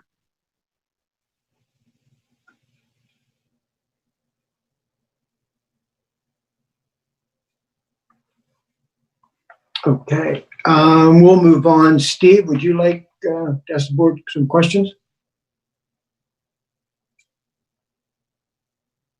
I think you're on mute. There you Sorry go. about that. My question is a little more specific, and I just kind of wanted to know, at this point, after kind of coming back from like a financial deficit, do you have an outlook a little bit for the next fall and maybe spring term, what that might look like as far as maybe regaining some of our components that we had to leave by the wayside? Like in the high school, we had to lose some of our art programming, and in the grades, we had to lose some things as well. Do you see us gaining a few things back to kind of support the students next year, or are we still going to be in a little bit of a bind? Anyway. Well, so right now it's still a loan that we have received. Mm-hmm. So I think our current financial position, I'm sure that Mr. Elling can elaborate, but we're not totally, in my opinion, in the clear just yet. True. I just thought maybe it might free up possibly something to give us a little something on the back end. I'm not sure, John. Maybe you know. So and actually, that's a really good question. We're entering right now, or have been doing some preliminary work on the budget for next year. And so what this loan that we were able to get, what that helped us do was we were able to get rid of a lot of debt that we had from past. And so that kind of frees up, because you don't have to worry about paying for that. It gives you things. But what we're going to be looking at for the budget this year, where we're gathering information from all the realms, from all the grades, from the high school as well. They have a budget of their own. And so it's a little bit early in the process, but what we hope to do is, we want to find out what the folks at the school and, even the community, what those things are important to them. We'll try to work those things into the budget. But, we have to understand that we also have to have a responsible budget. We can't overextend ourselves and then, run into some issues there. So it's going to be a work in progress, but we certainly do hope to have all of the pieces that we need to have Desert Marigold be a leading Waldorf charter school. Priorities. Thank you, John. Yeah.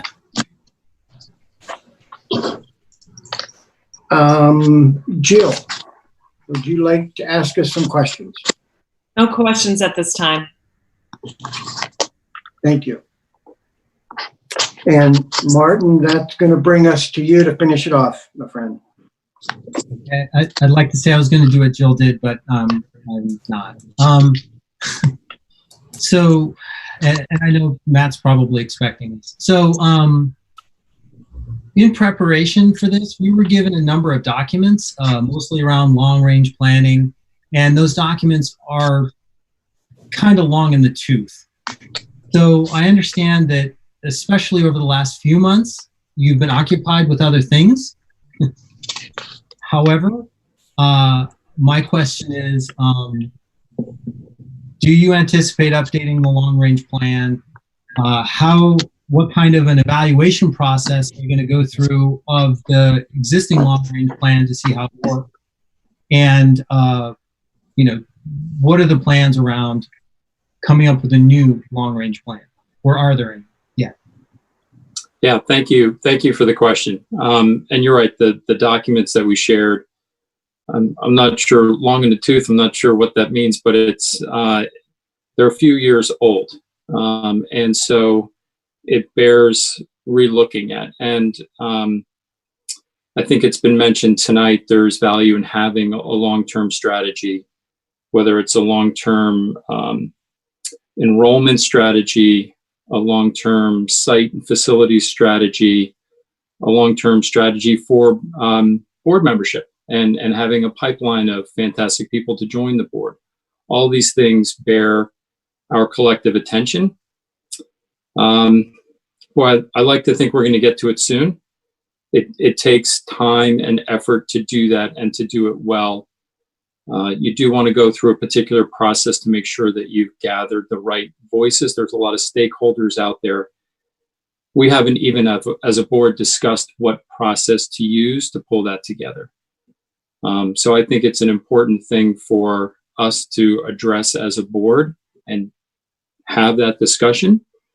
I like to think we're going to get to it soon. I was hoping we might be able to get to it in the summertime, when I imagine some of the day-to-day stuff slows down and you can take a step back and look at the bigger picture, whether it's 2 years, 3 years, 5 years, you know, and anything beyond the next few months would be a little better than where we are right now. So I recognize it's valuable for any institution. It's valuable for any organization. It needs to happen, needs to get done.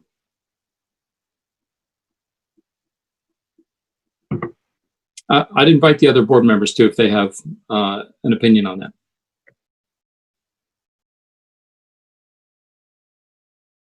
I would just add that before we had the shuffle of board president and selecting new officers, we did have a strategic plan was laid out for us that was in the process of being made, and we did get to review those documents, and it was something that just kind of got pushed aside to the next meeting, and then there was a shuffle. So I know that a semblance of those documents is a good place to start. It's something that's already there, and we may work from that, or we may, you know, go somewhere else. But it is something that I'm sure is on all of our minds.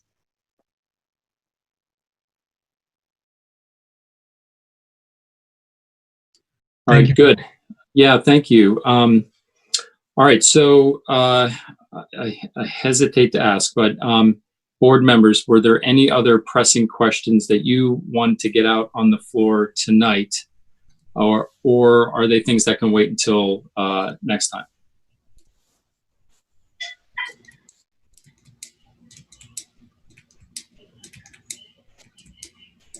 Okay, not hearing any. Well, I started this portion of our board meeting with a thank you to the 5 of you. I'll end it that way as well. Thank you for sharing your thoughts and perspectives with us and anybody else who might be listening or watching.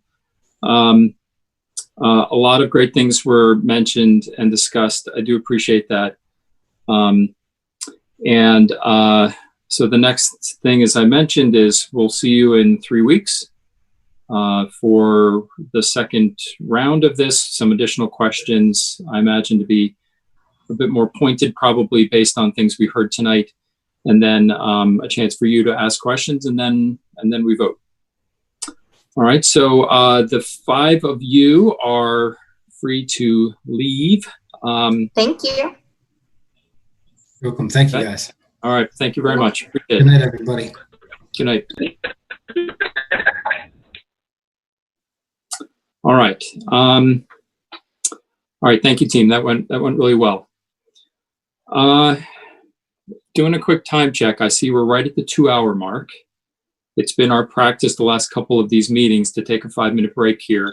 This seems like a natural point to do it. And then when we come back, we have a handful of more traditional board business topics to get to, and then we'll be on our way. All right, we'll take 5 minutes here. Thank you. Good. All right, take 5. See you in 5.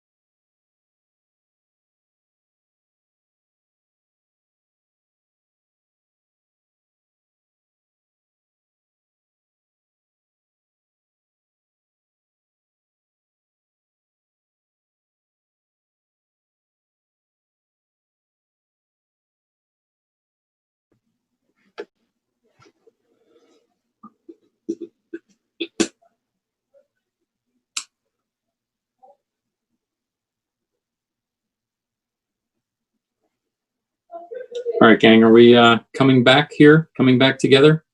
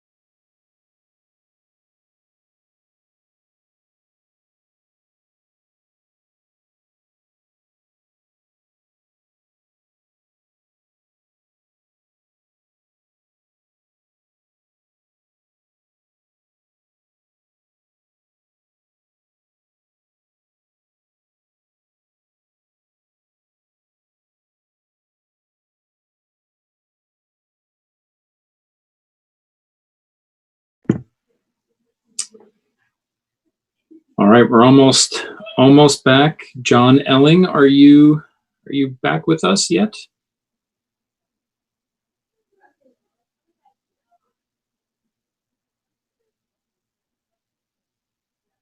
All right, we'll give Mr. Elling one more minute here.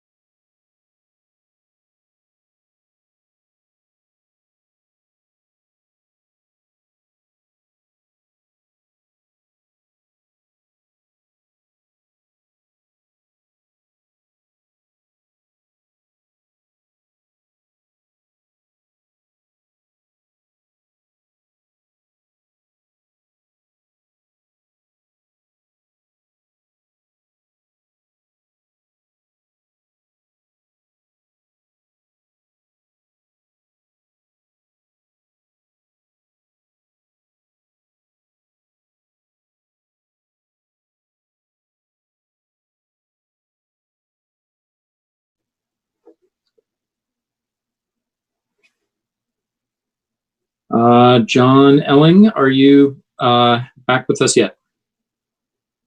Yes, I am. All right. Good. All right, so let's keep rolling through the agenda here. Next, we are into the updates on a variety of budget and finance related topics.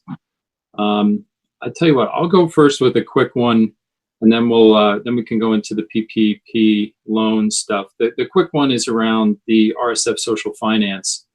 I remain in close contact with Amy Bird. RSF did send us a waiver form to sign for the PPP loan, as technically it's a loan, and so therefore the existing RSF loan was impacted by that. They sent us a waiver. I've looked at it. Kelly at Gregory's firm, you may remember meeting a few months ago. He reviewed it as well. One minor issue, but it's not enough, I don't think, to prevent from signing. So I'm just going to go ahead and sign it. But wanted to make sure I updated the board before I did so. But it's sitting in my inbox, and I'll e-sign it either tonight or tomorrow morning. Any questions about that? Okay. Amy had also requested financial documents from us, which I provided following the last board meeting that we had. And I do intend to follow up with her soon to get a little bit more clarity on the timeline that she has in mind for moving forward with with potentially renegotiating the terms of the loan. So I'll set that in motion as well. So that's what's going up, or that's what's going on, rather, with RCEF Social Finance. Let's dive into the PPP loan. And John Elling, the floor is yours. Okay, thanks, Matt. So, at the last meeting, Julie had asked if we could get some updates, some information about, what was going on with the PPP loan. And I thought there were, 3 major areas that you'd all be interested in. There may be more, but I thought you'd want to know, well, how well are we tracking it? Because again, it is a loan and there are going to be requirements that we're going to have to meet when we come to the end of our 8 weeks. Also, the uses of it and where we're at with that. And then the last part is, the forgiveness piece that, it has to be in the front of our minds. So I sent out this document. I'm not going to go down over and read it, but you've probably had a chance to look at it. I do want to say that, Jessica and Priscilla are doing an amazing job of tracking the funds. I outlined, how we're handling that and, where we're transferring the money. But they've gone to the nth degree in being able to track every single penny of what comes out and where it goes. We've had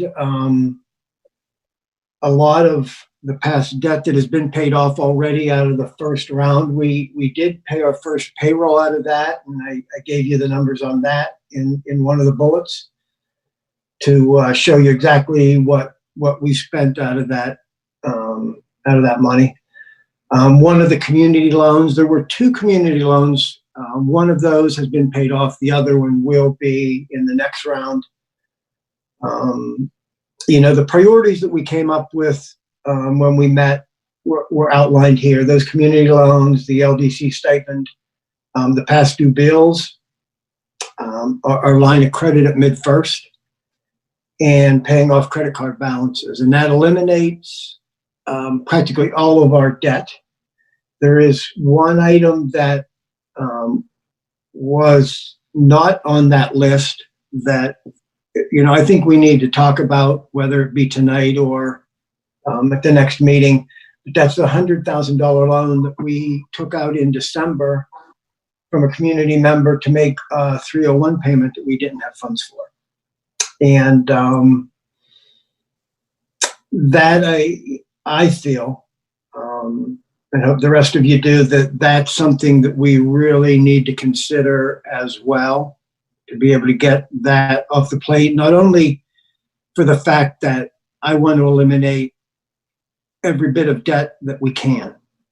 And the second part is, I think it's a duty of ours to be able to get that back to the donor as quickly as possible. They did a great service to us, and I think we should reciprocate that effort. So I don't know if you have any comments or questions. The other part is, and I'll be sorry, on that one, you're just saying, of course we'll pay it back. It's just a question of whether we pay it back now in whole, or we pay it back under the terms of the loan, right? That's what you're. Yeah, I mean, yes, sooner rather than later. That's one of the things I would like to do it, quickly. Yeah.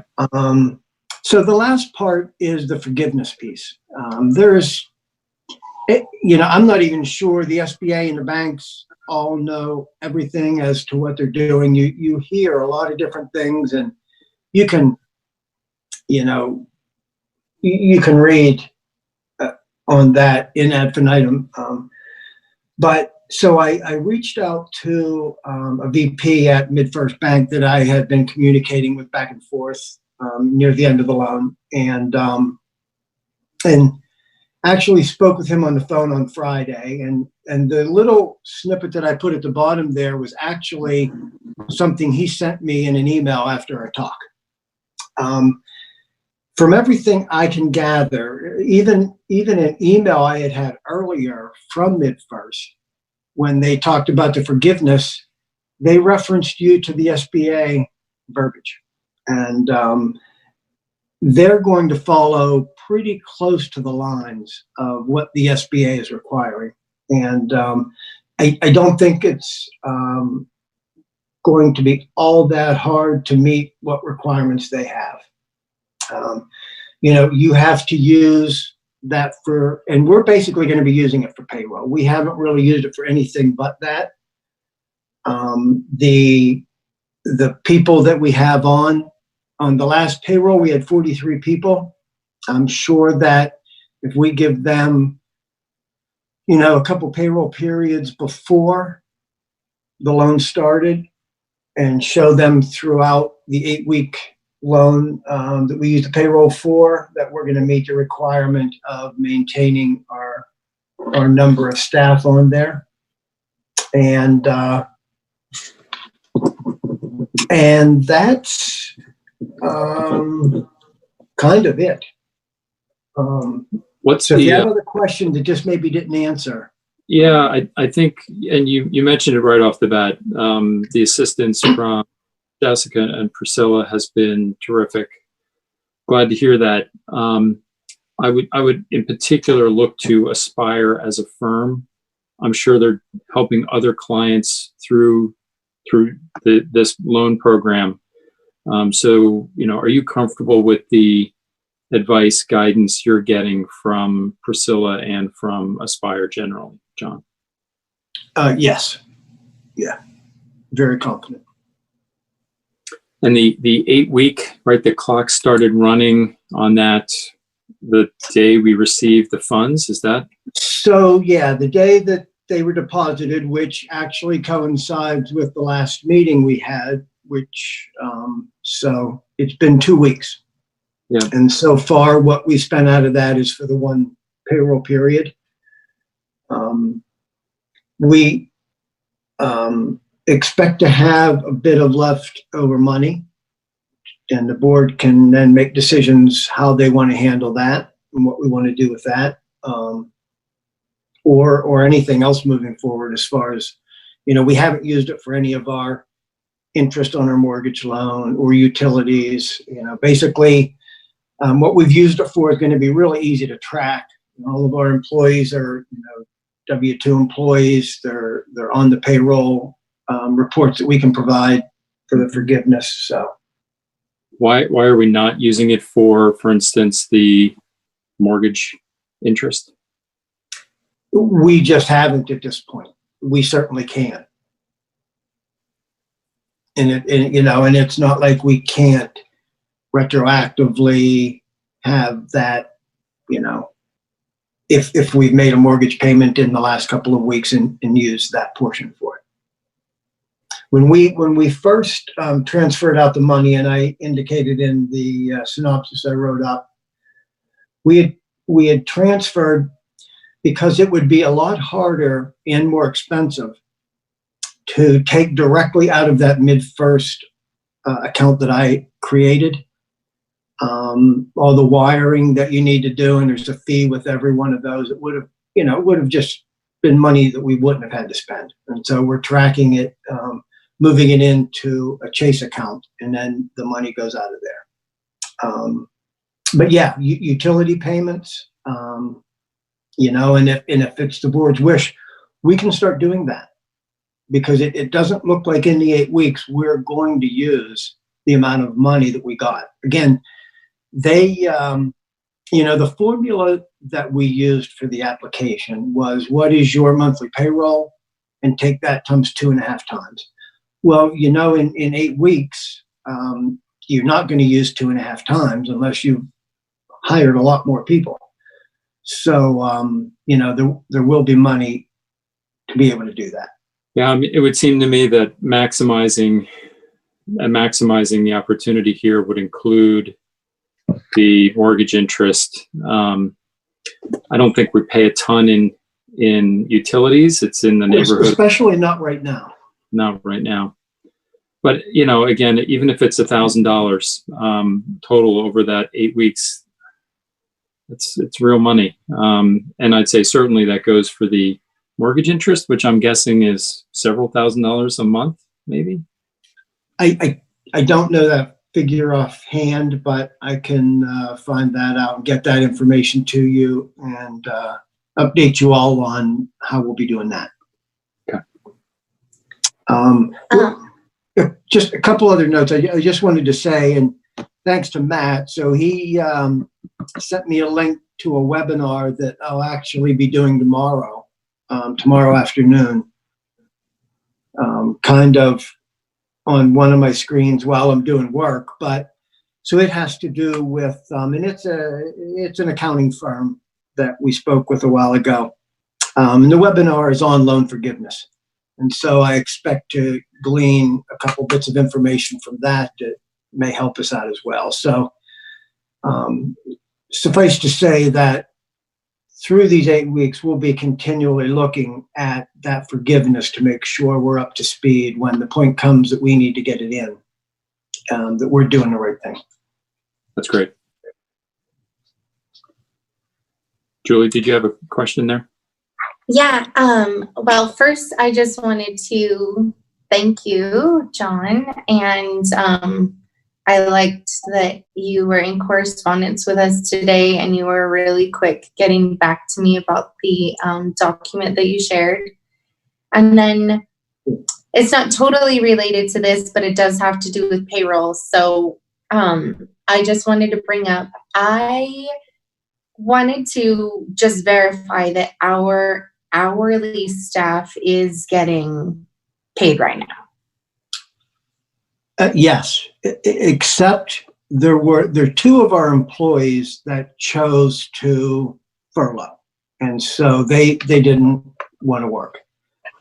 So I think the payroll that we had last was 43 people, and so that would not include the two that chose to furlough. And I think we had talked about that originally when we said we were going to pay all of our hourly employees for a couple of weeks till we get through some things, but that we would give them the choice if they choose to have the time off rather than work, we would allow that. And two have chosen that. Okay. I just was really hopeful that that was still going as planned and wanted to check in to make sure that I know that there's some really hard times for families out there right now, and I just wanted to make sure we were all covered on that end. Yes, absolutely. So John, this is really helpful, and it sure makes sense to me, the plan that you're outlining. I guess one of the questions you started with was for the $100,000 loan from the community that we took out in December. Do we want to pay that back in whole now or in the next month or so, let's say, or let that loan continue and pay it back according to the terms of the loan? I guess I would need to know a little bit more before I feel really good about a decision there. Like, hey, what's the alternative? So that's using $100,000 to pay that loan back. All right, what would be the other use of that $100,000 if we could even make it work? Because then we can decide, all right, which is the preferred, pay off the $100,000 now, or pay it off according to the terms of the loan and use the money use that money for other purposes. And, yeah, and that will be obviously a board decision. Yeah. So maybe maybe we can tee that up for next month's or the May 20 meeting. Is that? Yes, and Matt, we'll even know more by June 30th. That's when the program will be ending, and right. So yes, we can certainly discuss it then, and we may even say, well, let's wait until we're at that point through the end, and we know really where we're sitting exactly. Well, don't we have to do all the payouts 8 weeks from April 14th or whatever it is? So we can't wait till June 30 to make that decision because it'll be outside the 8-week window, or am I thinking about that incorrectly? Well, the loan would not come from the PPP money.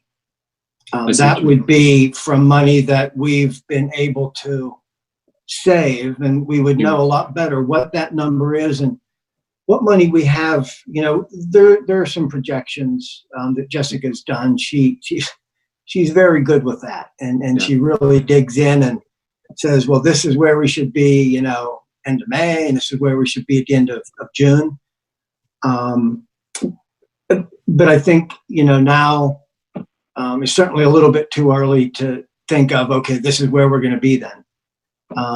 We may be a lot clearer in May. Certainly, we're going to have a pretty clear picture in June. Well, it's dovetailing nicely then with the next topic, which is the annual budget. Because I think all of these things factor into what we anticipate our budget being and what things we might be able to accomplish for the next school fiscal year. And so, you know, on that topic, I know that Christy, and I guess she's on there. Christy was going to be supplying us with some budget items to where we can start getting started. She was to, you know, meet with the realms and the grades, and we really need to have all those numbers before, you know, which is my second topic, is our work group. John and Gregory and I, John Tanner and Gregory and I will be discussing very shortly when we'll be meeting to get started on putting that budget together. So I'm hoping it will start in earnest when we get those figures from Christy tonight, and we can start actually plugging some things in. Bring it back to the board at the next meeting, you know, see where everybody's, you know, thoughts are with it, what they would like to see included in it as well. And, you know, and, you know, the realities of the numbers at that point, and see what our budget looks like. So, but I will be in touch with those two gentlemen soon, and we're going to try to figure out, you know, a time when we can get together and start in earnest. But certainly to be able to have a framework for our next meeting. Okay. One thing I know that we've talked about, and it would be helpful to integrate in some way, is there's a list of facilities issues that need attention. So how do we prioritize that list in order to make the right decisions? Whether it's air conditioning units or repairs to buildings, things of that sort. It would be terrific to build some of that into the budget, or maybe that's a potential use of, if there's any excess funds following the PPP loan, we might be able to use for that as well. Right. You know, I know you had mentioned one time, last meeting, a couple meetings ago, or at some point, you know, even the money that is left from the PPP loan, we can keep it and turn it into a loan at a favorable interest rate. And so there are a lot of decisions that can be made. I'm sure with Mr. Tanner being on the committee, he's going to be able to bring a lot of, you know, empirical knowledge to that working group as far as the facilities, and really have a good handle on that. So that's going to be an important thing to discuss that we can bring back to the board. And then we just have to flush it out and see where we go for the final then, that we really have to have quickly, so we can start getting out our contracts to the teachers and things like that. That's right. The other topic in mind for me, John, is I'd love to see in our budget for next year a bookkeeper position. that may already be on the list for you. Jessica's done fantastic things. And we've enjoyed the benefits of her incredible labor. I'm not sure that's the long-term solution. So if we can have, at least try and have that in a budget, maybe you've already thought about it, or there's a part-time position in there for that, or something of that sort. That's absolutely probably the top priority. We have to have that. Yeah. We have to have someone in the school that's able to do that. That's, that's, there are other positions as well, where when you, and I'm sure others may have other positions they want. One I think of is, when we choose the candidate for the executive director position, we have to be very mindful that, we don't have a curriculum leader in the school right now. And, we have to be concerned with that. That's just coming from me, who's a former educator and knows how important that position is in a school, especially one that, we're a state school, so we have to be concerned about, the performance. And so that's an item, but those are all discussions, the same with everything that each of us brings to the table. Okay. And then hopefully we can figure out a way to pay for all these things through the budget. Okay. Matt, I had mentioned that I've heard about a budget timeline document, and I would like to just mention that because I think that if it brings any ease to, something that's already been done instead of recreating it. I've heard that exists. And then I was sitting here listening, but also I was getting like a little bit of a icky gut feeling about the two people that aren't receiving payment. Do we know anything about that? Because I know that some organizations are still paying their employees, even if it's like a family matter that's causing them to be unable to perform. Yeah, Julie, that wouldn't have otherwise happened. You may remember, Julie, Christy, I think, has talked about this the last two board meetings, where she had reached out to all of the employees of the school and asked for people to say whether or not they wanted to continue to work through this. And as John mentioned, it sounds like a couple people chose not to. It's not that the school is not willing or able to pay them. It's they are choosing not to work. So I want to make sure that distinction is clear. Is that what you're driving at? What I'm driving at is that maybe they're not choosing. Maybe it's because of this COVID crisis that they're in a bind and are unable to. And that's my concern. I just am concerned. I'm not trying to ruffle feathers. I just am wondering about what is holding them back, because if it's something regarding this, then I just wasn't feeling great about them not receiving payment. And I don't know the answer to that, Julie, and Christy may be able to share some of that with us, but I believe that would probably have to be in an executive session, because that's going to be a personnel issue. If you wanted details on that, as to their particular reasons, and maybe not, maybe they don't have those. I don't know. Don't know that. Well, maybe we'll be talking about the COVID-19 update next, and maybe we can just touch on it very quickly there. Julie, so maybe just hang on to that question for a moment.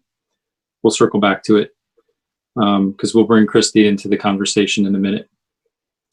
Thank you. Any other financial questions, issues, etc.?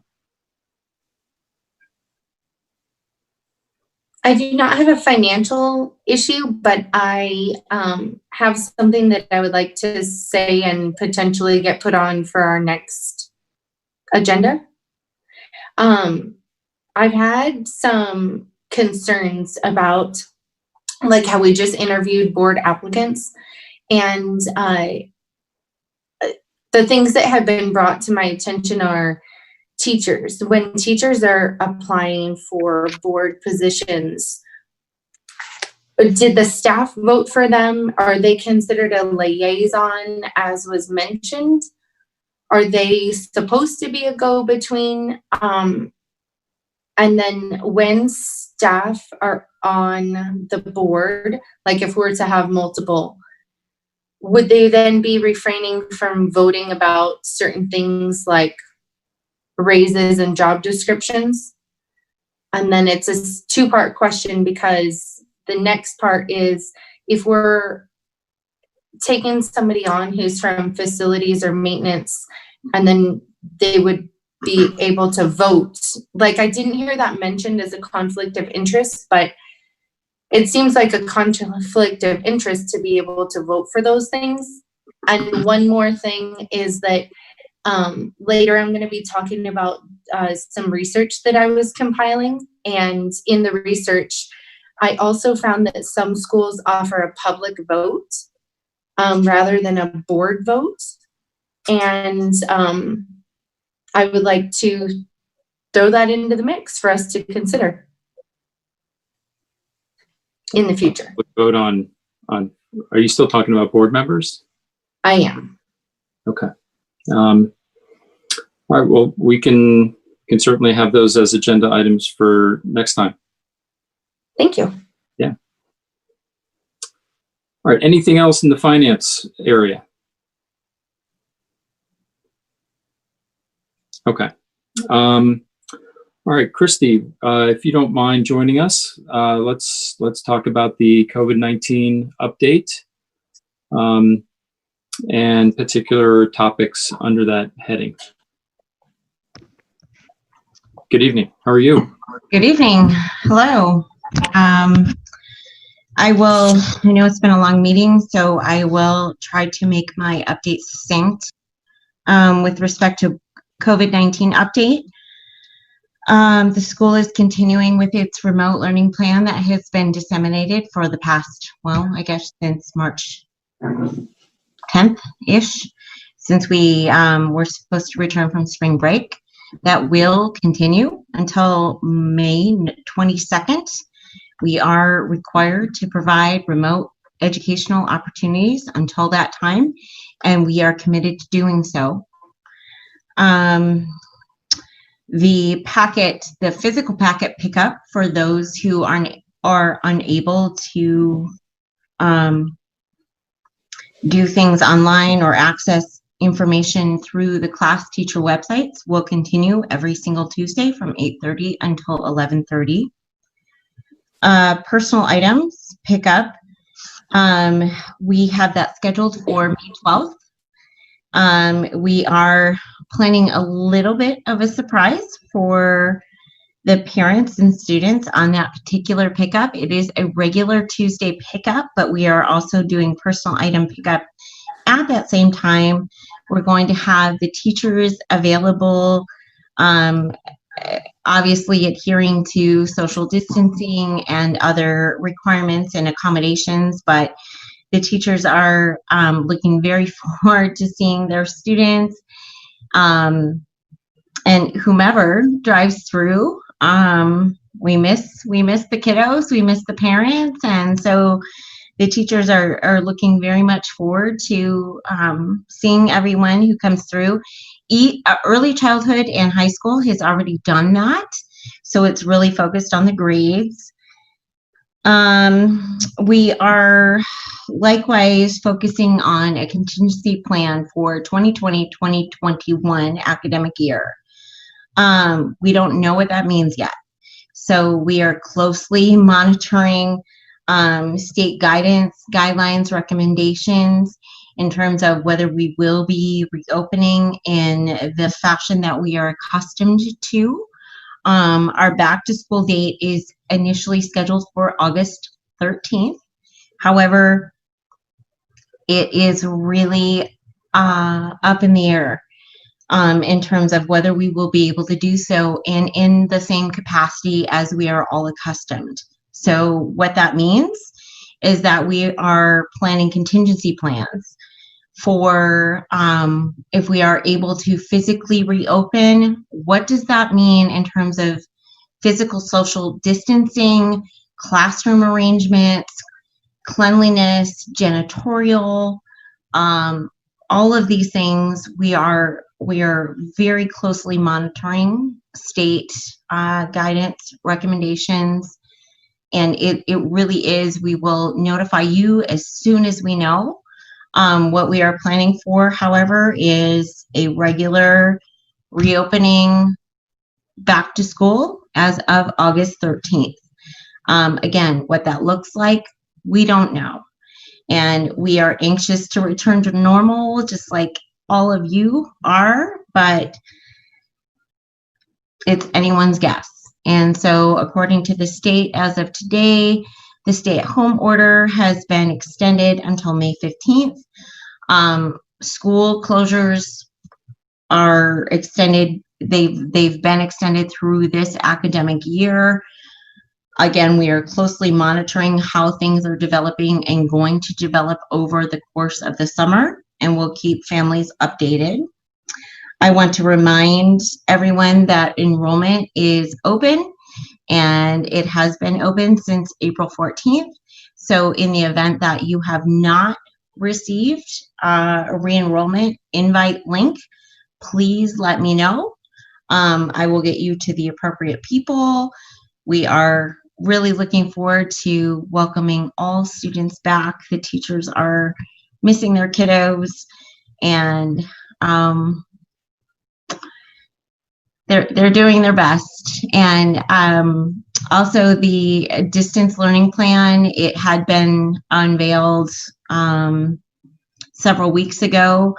We have just issued a survey just to get a pulse from people as families, just to find out how things are going, how we can improve. We really want to meet the needs of the respective students. So that is out and it's open, and hopefully we will get a wonderful response. In terms of budgeting, to Mr. Elling's discussion, we are finalizing programming, the daily schedule, just expecting just a normal reopening, but again, planning for contingencies, B and C, in the event that we are unable. We are currently getting quotes and information from vendor services such as janitorial, what that's going to look like, student support services. We're working on overall salaries and programming and figuring out what those calculations are going to be based on the current state directives for financing and budgets for 2020, 2021. So we will be, to Mr. Elling's point, in a very good position to provide an operable budget for input at the next board meeting.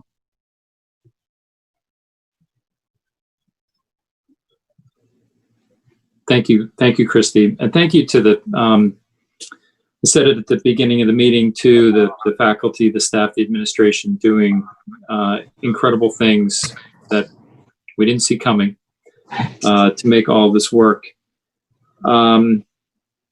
So is in what we're hearing from the state, so, whatever reopening looks like, I would imagine it's going to be a little different. And I would imagine we as a school are going to have to do a few extra things that we've not done in the past. And those things likely come with cost attached. So have you heard anything from the state? Are they contemplating revising how they go about funding schools? Yes, we have, and unfortunately, it is not good news. With respect to the Prop 301, which is classroom site funding, it looks like what we are going to experience across the board is a $9 per student decrease in classroom site funding.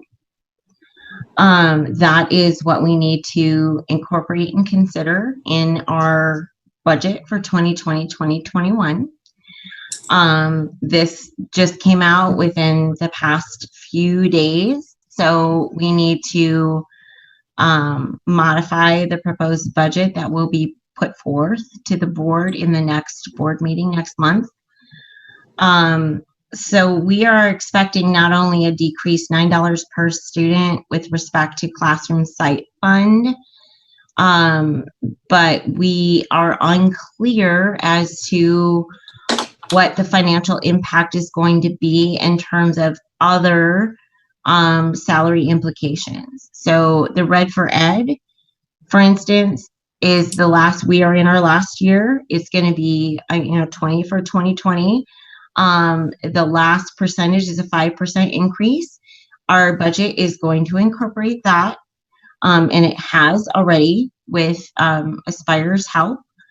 But we are closely monitoring how things are evolving from a fiscal perspective as this COVID-19 impact evolves. And the $9 per student, that's not just us, is that all public schools in the state of Arizona? Is that correct? Yes, it's all public and charter schools. Public charter schools.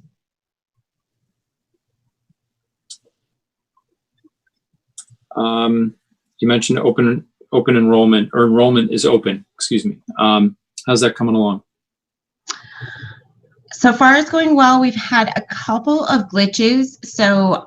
And we are not, again, the only school, charter, or public to have these sorts of glitches. We're having some impact with our information system that reports to the state. Again, we are not the only charter or public school to have this kind of glitch, but for the most part, everything is going well. We are going to reemphasize through Parent Square that enrollment is open, re-enrollment is open. If you haven't received a link, please let me know. Please contact through Parent Square. I've had a few parents say, I'm enrolled, I haven't received the link. Completely fine. Everyone, all of the schools are extending enrollment deadlines.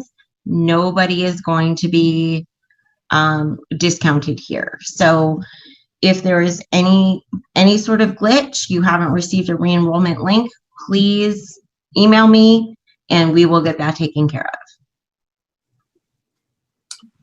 What's currently the deadline for us? Currently the deadline. Oh, go ahead. Right? Go ahead, Julie. Is it May 6th still, or did it change? We were looking at,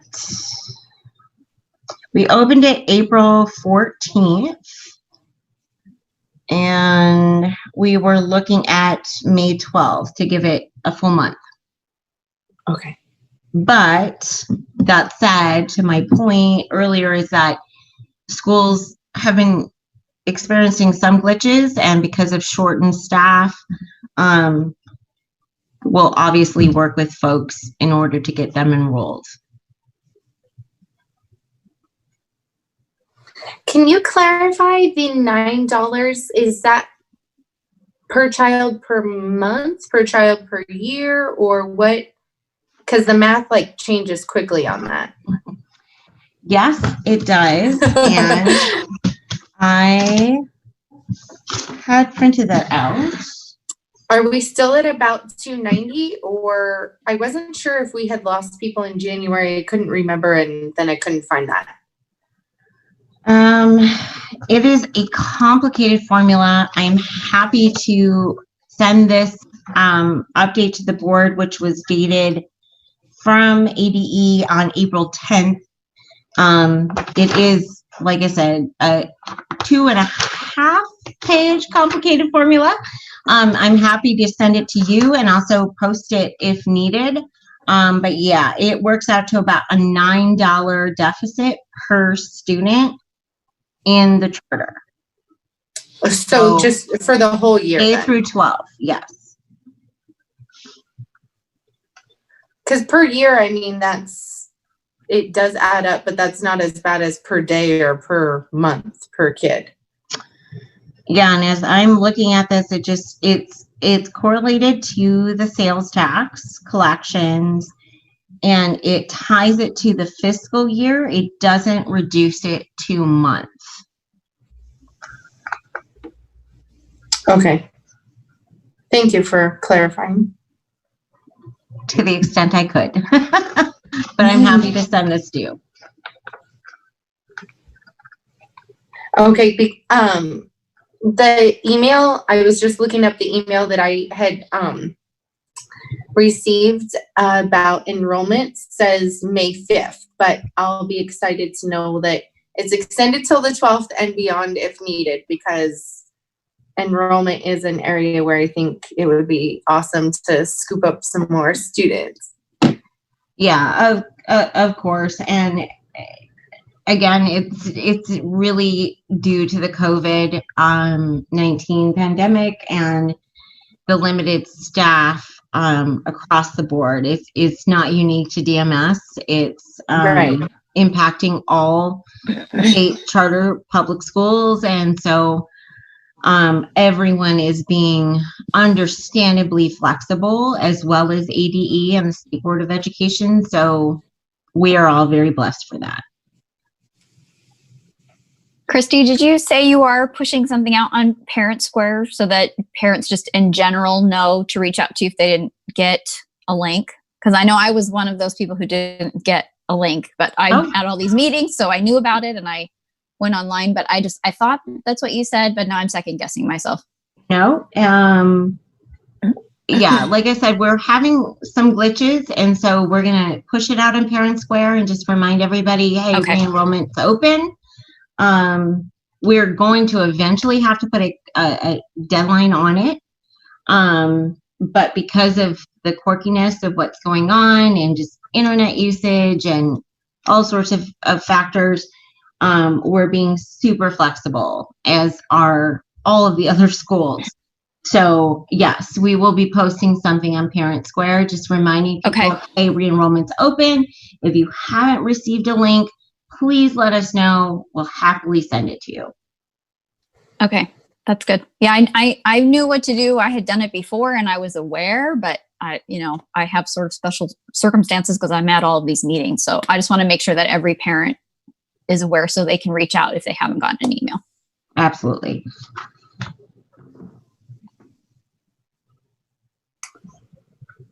Christy, I know I've asked about teacher contracts in the past, and are you able to provide an update on where we are with those in general?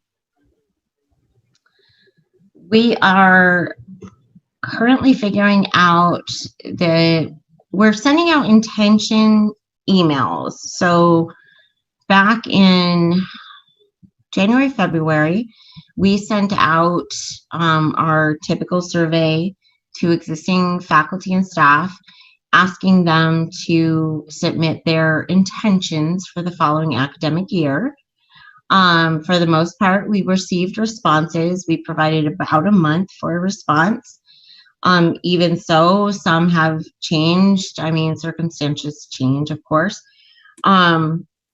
But then this also plays into our budgeting. And so with respect to the fiscal budget that we are submitting for our 2020-2021 academic year, we needed to provide calculations for the final increment of Red for Ed, as well as finalize our overall programming to determine what staff and faculty is needed to fulfill those roles. So that is still ongoing. We anticipate having that finalized within the next week or so. And then we'll have that piece of the budget ready for board consideration at the next monthly board meeting in May, which is quite typical. And from what I can tell in April, throughout April and the beginning of May, it's typically the time that the budget is formed. The state legislature is determining their own fiscal budget for schools and what's going to be available for public and charter schools. And so, you know, that factor, along with programming and teachers able to return and what we can as a school afford, again, across the board, not just particular to DMS, a lot of variable factors that are all in the works at the same time. So April and May, truly a challenging time as we're trying to solidify all of these things and serve the best interest of our students. So long answer is yes. We are working on finalizing those matters, but it really does take a few months to solidify, and we are on course. Yep, great. Yeah, a lot of moving parts. Thank you. I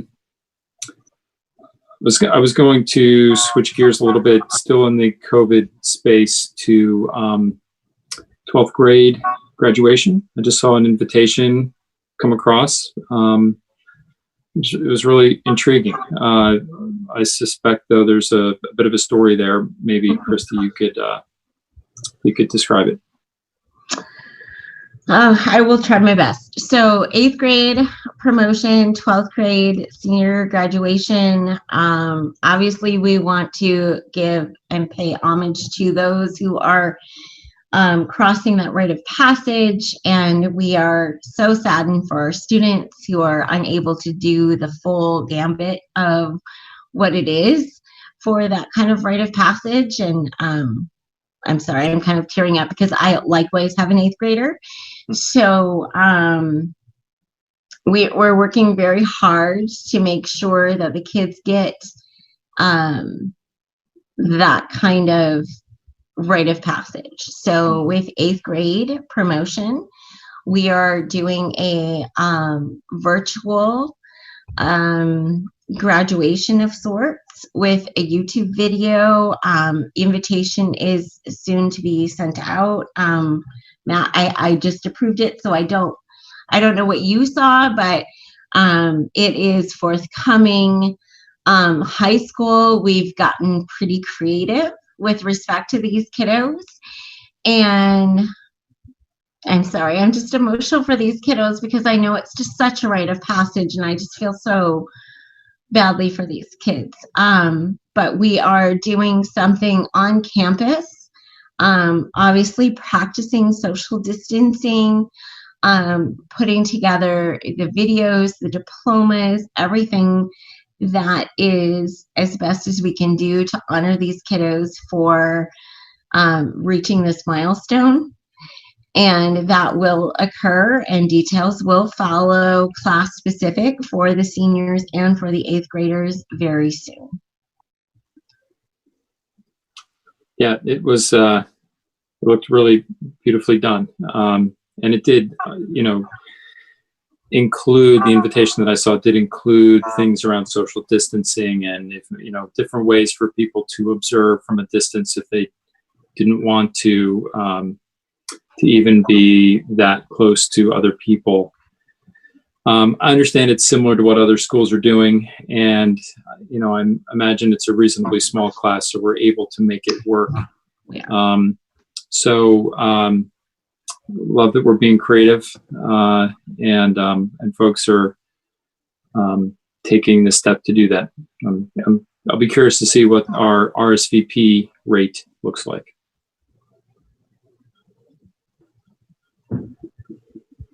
But yeah, it's about a month from now. Well, a few weeks from now. 3 Yep. weeks. May 22nd. Yep. Great. All right, team. What else? What other school closure, COVID questions, or issues that we need to touch on? Christy, do you know if those 2 hourly employees are having a hardship, or if it's, I'm just curious if we know, because I feel like if it's part of the hardship and then that's part of why we got the PPPL, then it would feel right to me to pay them. So I'm just curious if you know, I'm not asking you to say, but if you have an insight. I do know. So part of what our fiscal and legal responsibility was was to ask all employees, current employees, whether they were willing and able to commit to working on site or remotely to perform tasks that were not necessarily within what they were hired to do, but that what they were qualified to do. So we did engage in that exercise, and there were a couple of employees who said, no, I'm not willing to do that, well within their rights. We've reserved them as being furloughed employees so that the PPPL was not impacted, because they would be eligible for and qualified to return to full employment as of June 30th.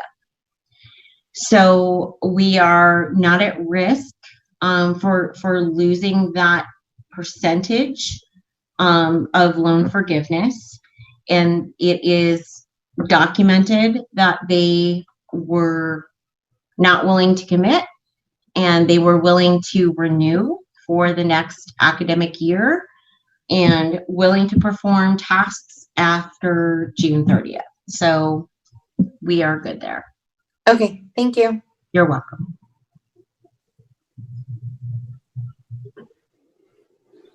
Good. All right. Thanks, Julie. I had forgotten about that one. So glad you reminded. Any other topics, gang, on the school closure COVID space? No? Okay. All right. Thanks, Christy. Appreciate it. All right. The last substantive topic is the permanent executive director position search update and discussion of topics. So we talked a little bit about this last time, and a few of us had given an update on conversations we'd been having with folks who have specialty in Waldorf or are otherwise connected to us in some way. And I imagine we'd do the same here. Julie or April, are there updates that you have to provide? Yes, when we're able to, I was going to ask if I could share my screen. I did do the slide preparation that we had spoken about, and then some. Okay. Well, I'm not sure what you're going to put up on the screen. Oh, do you want me to like email it to you? No, it's not that. I just like to have an idea of what we're going to put in public before we put it in public, so to speak. Maybe you can speak to it a little bit. Yeah,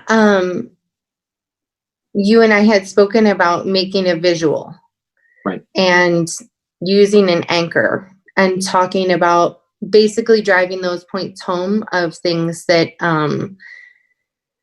that we have gained from not just the professionals that we reached out to, but the different organizations that have things going really well.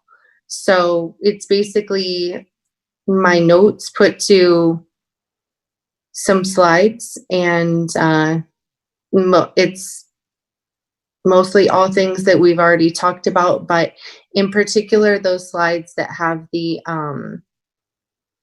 anchors with what the actual structure, and then since we've been brainstorming on that, like, what does it look like? What does it feel like? And those are the questions, that I kind of have. And so this kind of goes through what those questions look like and gives us some room to ask each other questions and input from each other. Well, maybe let's speak to them again. I haven't seen them, so I do like to have a sense of, and I think we've gotten into the practice of circulating things before we publish them, so to speak. So maybe you can just speak to some of the issues, Julie, and we can take a look at them offline and share perhaps next time. Okay. Well, I'm bummed because I was working on it right up until the last minute. So I just want to, that was one of the first things I was going to do, is just thank you, Matt, for pushing me to accept the task, because it's been, I think, good to gain the insight and to be able to go over everything together. And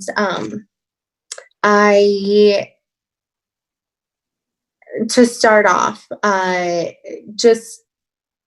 I know that there's some things about me. So I've heard she just wants to get her kid in the school. She has no Waldorf experience, brand new to the community. She's trying to change everything. She's just a mom. She should step down. She lacks vision, take things too personal, and that she didn't hand make her items for the angel room. So that's kind of me, and I still appreciate your guys' time despite all that. So my research began basically with the DMS school mission, and I went back to that and gave it a good look over, and thinking about just planting those seeds and getting to the heart of the matter. And one of my first questions, because I was looking at enrollment again, and I have a slide that has a visual, but basically we're at about 290. I was trying to clarify that, 290, but at one point we were up near 340. And what I noticed is that on the ADA website, there's actually a way to figure out, I was thinking it was more based on attendance, but actually it's based on enrollment that we're getting our funding. And when I crunched those approximate numbers, that put us at 85% of capacity, which basically has to do with turnover rate, but also has to do with our funding. And those were important to me when I was looking at the job description and the executive director search, because in order to have this healthy governance, I really wanted us to know, I just was thinking, like, is high turnover rates good for any schools or students or community? And that had me thinking, no, and I needed to figure out a little bit more. One of the other things I was looking at, which was mentioned by our applicant, Martin, is the turnover rate of teachers also. And so I felt like I just had to keep digging to look into these different questions. And I found some really great quotes by Dr. Finster, and he was one of the people that I had spoken with. I had included, those are kind of woven in. It wasn't boring, I promise. And I kept thinking, like, what are our core, what's going, like, what is meaningful to us? So it seems like permanency is valuable to us. And it seems like we value a Waldorf inspired setup, which took a lot of digging. And it also seems like we're reluctant to make additional changes. And so that had me kind of, how can we find a way to make what we have just like even better? And when I was picturing the structure, I was picturing the board for our current situation. I was picturing the board and then the acting executive director and then the LDC. And in my head, when I look at how it is right now, I was feeling like it was very vertical. And then depending on who you ask, they may even say that the LDC is then above the acting executive director. And upon my research, and there's some schools that are just, oh man, they have a well-oiled machine going on. I found more of a horizontal approach. And the way I was picturing that was pedagogy, which I heard John mention earlier as curriculum, but I know that in that curriculum space is what we call pedagogy. And then kind of if you could picture like a bigger center sphere would be the business and admin. And then on the other side would be a development director or human relations director that can go by either name. And then in my head, the way I visualize it is like with an all-encompassing like oval around it that would be the board for governing and finance. And then if you can also picture arrows going between all these, because the two-way communication between the board and the pedagogy, the board and the human relations is really the goal that we see other schools just thriving with. And that reciprocal respect and communication is so huge. So the executive director is more in like that pillar, that it's a 3-pillar approach, but that center pillar really is a foundational one because they're doing the budget and finance, which in particular with charter schools is different than with private. And so that's kind of how I'm picturing it. And then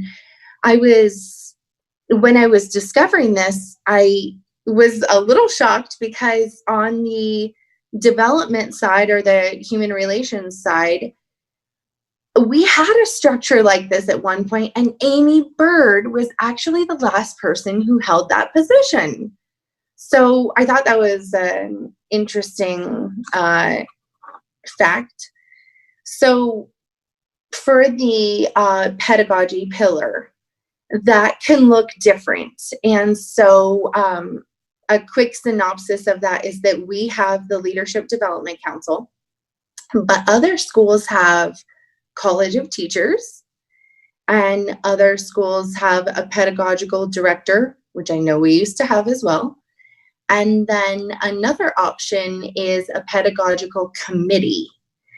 And for the College of Teachers and for the pedagogical committee, I found it very interesting that when I spoke with those schools, they consider that a spiritual deed.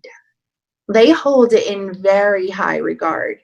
And this is leading the school with love, and there's no stipend. So something to consider because other schools are doing it differently. And also something to consider when I was digging is that committee work is a requirement of the 301 money, which also brings up, like in the back of my mind, a little bit of a conflict of interest, I guess, because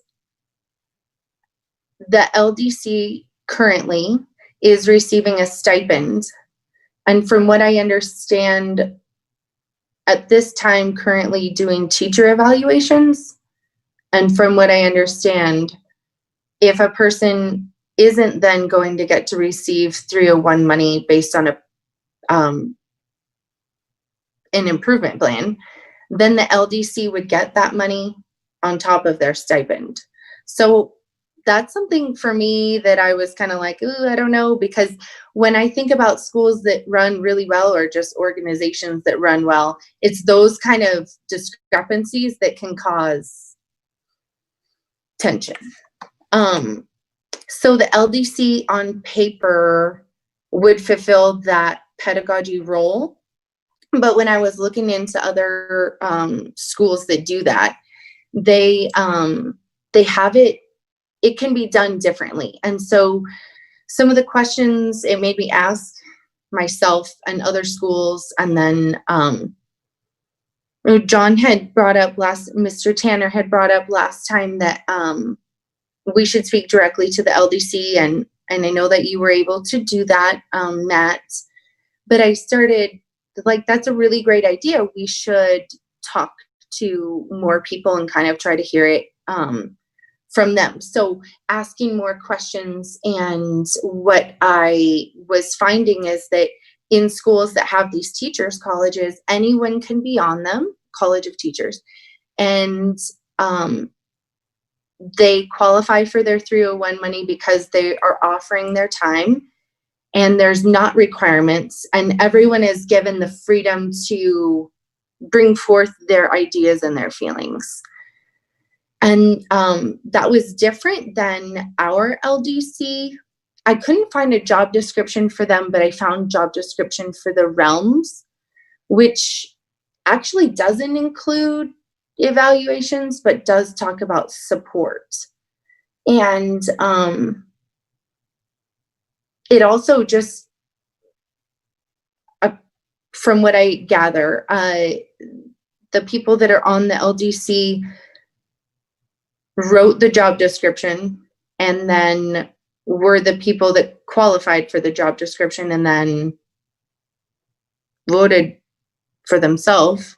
And that's how it came to be. So something that I found, even when these type of setups are working a little bit better, is that they have term limits and that they're doing surveys. So that pillar just feels more strong. And another thing that I was reading is that when surveys are done for the pedagogy pillar, it's important that people that are in an evaluation capacity and a mentorship capacity, which is written in the job description, is that they're not in an administrative role, because then things can be in confidence and then taken and used punitively. And so that was where I saw some breakdown for that pillar. Operations, that's mainly what our acting executive director is doing, but I will list them for you. I need to pull up my slide for reference real fast. So that's administration, finance, business, maintenance, and safety. So it includes a little bit more probably.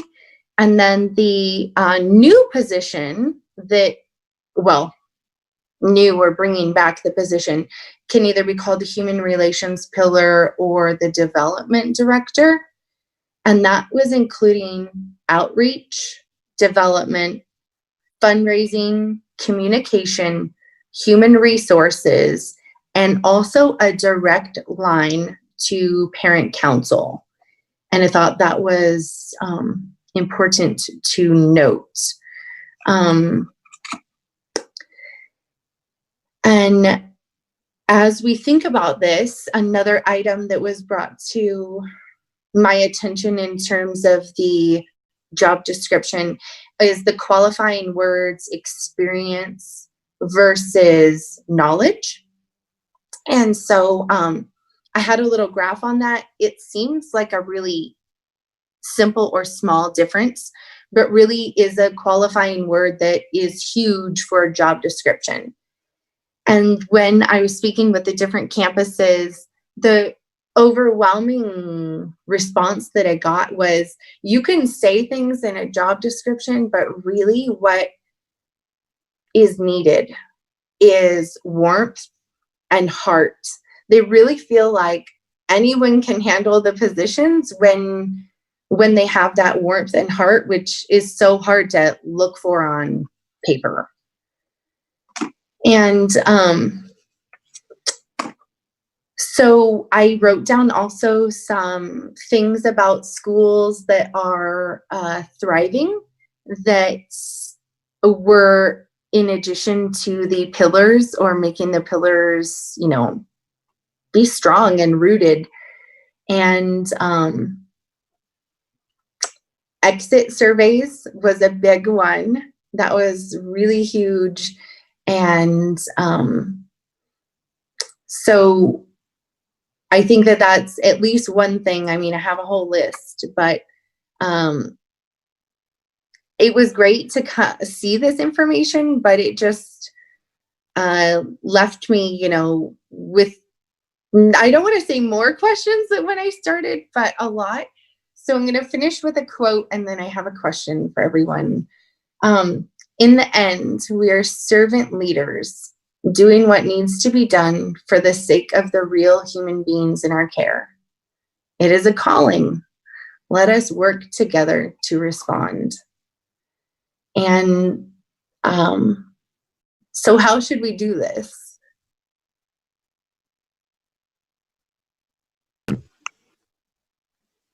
Yeah, I think that's that's one of the things we're figuring out. So, so it sounds like you've done a lot of research. You've come across a lot of things.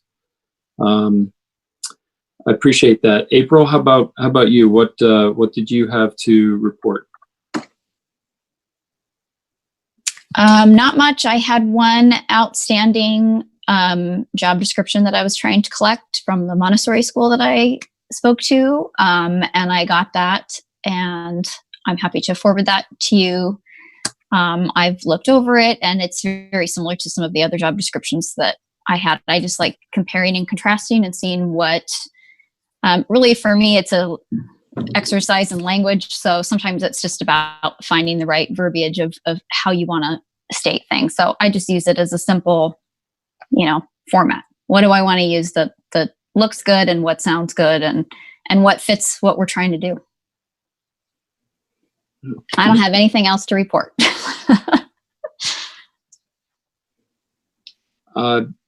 Before we move on, Gregory, John Elling, John Tanner, any questions?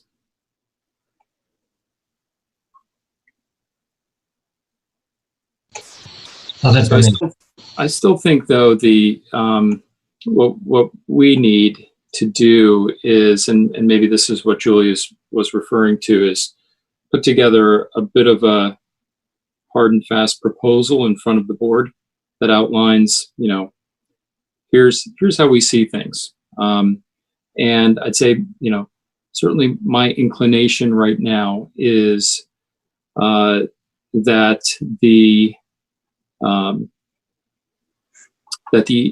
board leaves in place as it is now, the LDC, that it continues to pursue its mission, given the structure that it has right now. I know we need to discuss that, and we will, but I believe that will be part of the proposal.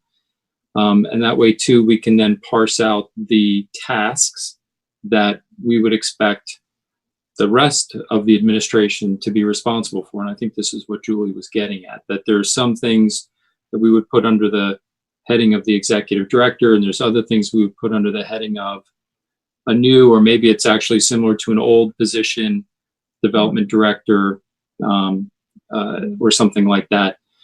And then we can put that in front of the group together and have everybody say, yes, this is what we mean. And then we, the board, can or make sure that the job description for the executive director matches that organizational structure in a way that we're all happy with. And then we can take that job description and get it out into the marketplace and hopefully get some applicants. So at least that's a rough sketch of it. I think a couple of other things to put in front of this group is, all right, how do we make decisions around that? Who gets involved in interviewing applicants, and things of that sort? That would be part of the proposal that I would like April, Julie, and I to put in front of this group.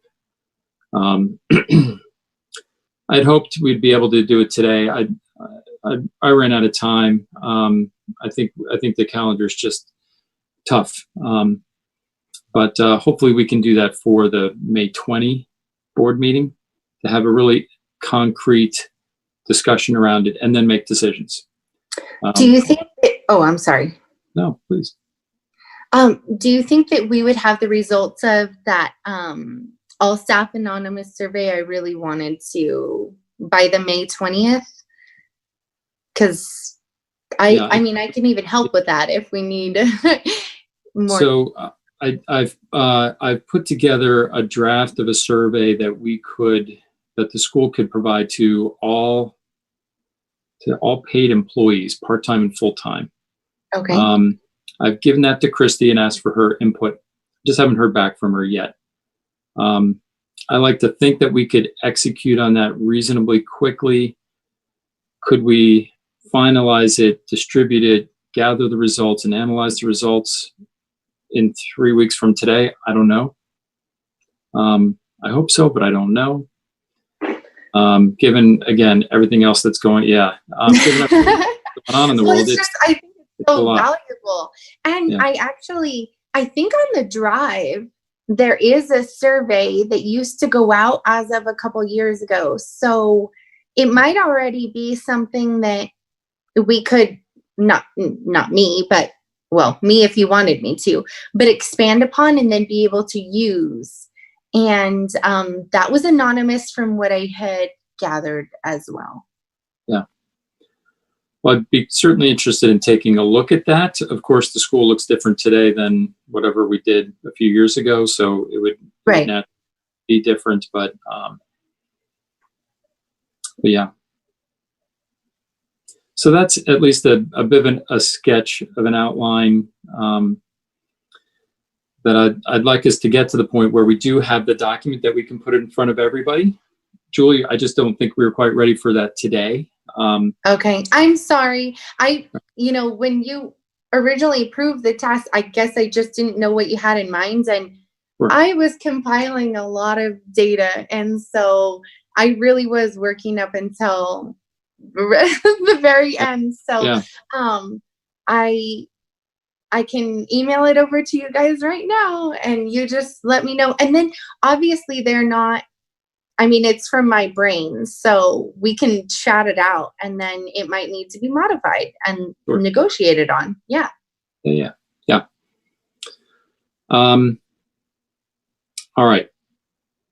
So that's what the hope is. If we can pull this together, get it together for the May 20 meeting, we'll be able to look at a high level, the proposed organizational structure, which I think, again, will look pretty similar to what it does today, except there would be a new role of a development director or some similar title. And we can discuss what that looks like. And yes, John Elling, we'd have to figure out a way to pay for it. Have it be in the budget, whether it may not be a full-time position, who knows? We'd have to see. And if we like that as a structure, and if not, then the board's not happy with that approach, we'll come back with a different approach. Yes, and with Christy bringing in her budget on the 20th, then we'll probably have to go back and work on all those additional things that the board wants after that. Possibly, yeah.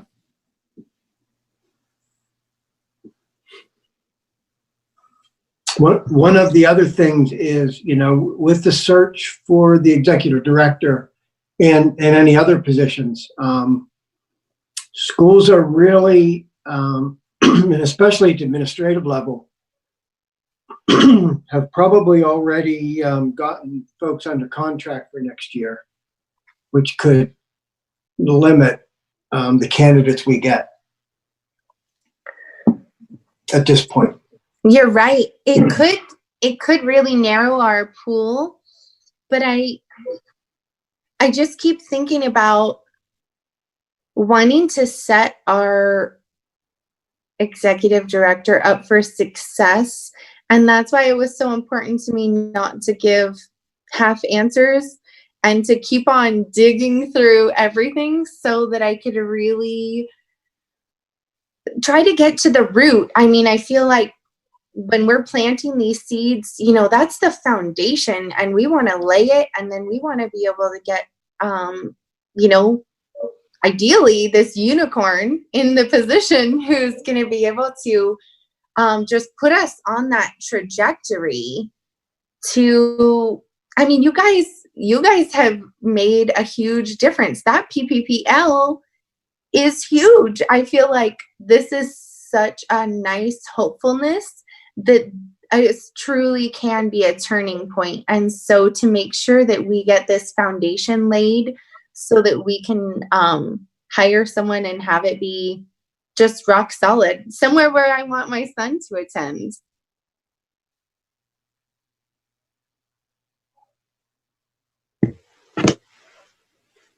Yep. Okay. Good. Y'all What else?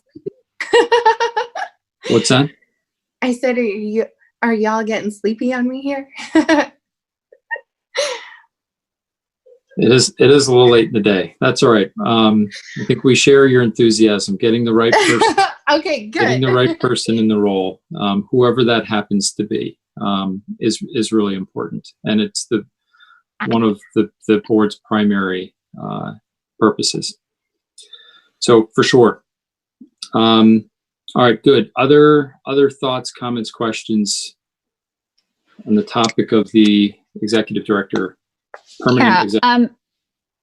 Sorry, didn't mean to cut you off. I feel like in general, and everyone can correct me if I'm wrong, I feel like we all want the same thing, which is what's best for our students and what serves our students best.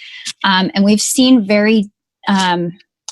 different configurations of that at this school, just in terms of the structure. But as someone who was outside looking in, attending board meetings and watching the acting executive director come on board, watching the creation of the work group that put it together, watching the LDC form. I know for me, I saw how much work went into that, and that's even from the outside. I mean, Nathaniel kept mentioning unsung heroes. I definitely think there are a whole lot of unsung heroes that put that new structure in place. And I, you know, they did a great job in terms of being transparent about that. We saw quotes from surveys up on the board. They gave us examples from listening sessions where they talked to all types of people. I believe it was Jean and John at the time who were considered like board liaisons as faculty, and they would come in and tell us the work that was being done. So I know how much time and effort and energy was taken to put this together, and how many people were very thoughtful about it. And I'm just grateful for that. I just feel like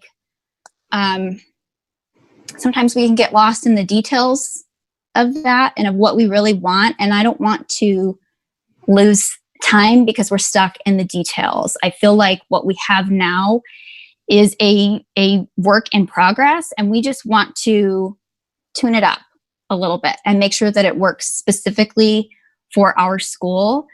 And as Julie said, as setting up the executive director for success, we all want that. So I just wanted to share those thoughts.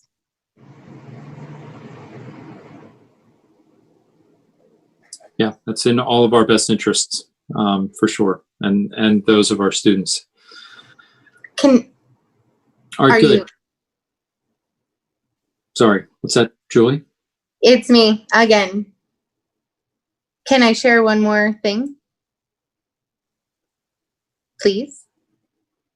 Yeah, what's the input? It's a quote, and it just fired me up and spoke to my soul, and I feel like it's perfect for right now. The good news is that one can also create a positive feedback loop in which strong governance attracts the best teachers, new families enroll, additional funds are available for new programs, the school's reputation grows, and the community notices good work. That's from a book that I read on leadership development by Dr. Finser.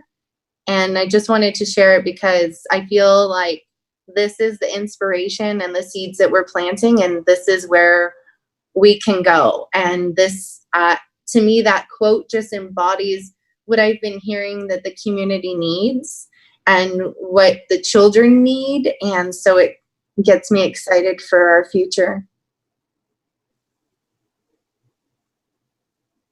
Yeah, I mean, it sounds like a rosy picture. I would love to help us get there for sure. All right, good. All right, thanks everybody. I think we've gone through all of the items on our agenda. Gregory, did I miss anything? No. All right, well then. Wait, I have a quick question. Yeah. We're right on the cusp. I know. Right I'm so sorry. April. I'll be so quick. We haven't discussed, and maybe you already know this, but we haven't discussed how we are actually going to vote, because I know previously it's been done with slips of paper and they get pushed across the table to the secretary or the president. Do we have a plan in place? Can Gregory or Matt speak to that? Or maybe we just need to figure it out off screen and come back ready to go for our next meeting. You mean when we vote on the board applicants? Yes. We Yes. literally do that because we can't pass pieces of paper. It's a good question. I'll confess I had not thought that far ahead. Then you're welcome. Yeah, I don't know. Gregory, have any ideas right off the top of your head, or you want to think about it? I will have a plan and report back in the next week. Keep in mind that our votes on board members are public, so there's not really a need to have slips of paper that are private, other than for everybody's face saving for a few moments anyway. But I'll have a plan and report back. Matt, did you have a report for us from what your meeting with the LDC was about, or what you gained, or anything that you'd like to share with us? Well, I had a fantastic meeting with the LDC. What I failed to do, though, is talk to them about what I could share publicly from my conversation with them. So we never really got to that, and so I was very happy to meet with them. They're clearly passionate about their work. They're passionate about student success in a lot of different ways. They, and generally speaking, they believe the LDC is working really well and is a benefit to the school. But I don't want to go into detail about it because, like I said, I just didn't. That was not part of the expectation setting when we sat down and met.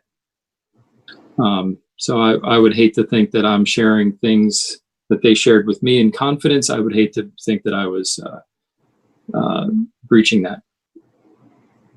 But it was a great conversation. Yeah, thanks.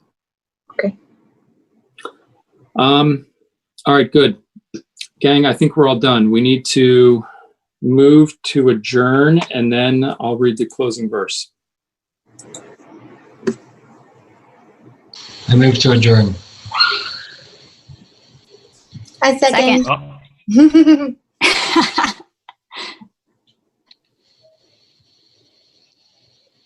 Everybody in favor? Aye. It's unanimous. Unanimous. All right. Closing verse.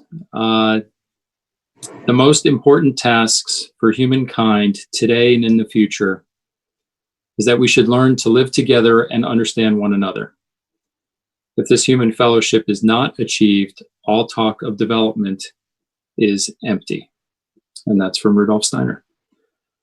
All right, gang, thanks so much. I'll see you all in 3 weeks. Thank you. Good night, Have a nice- everybody. Take care. Good night.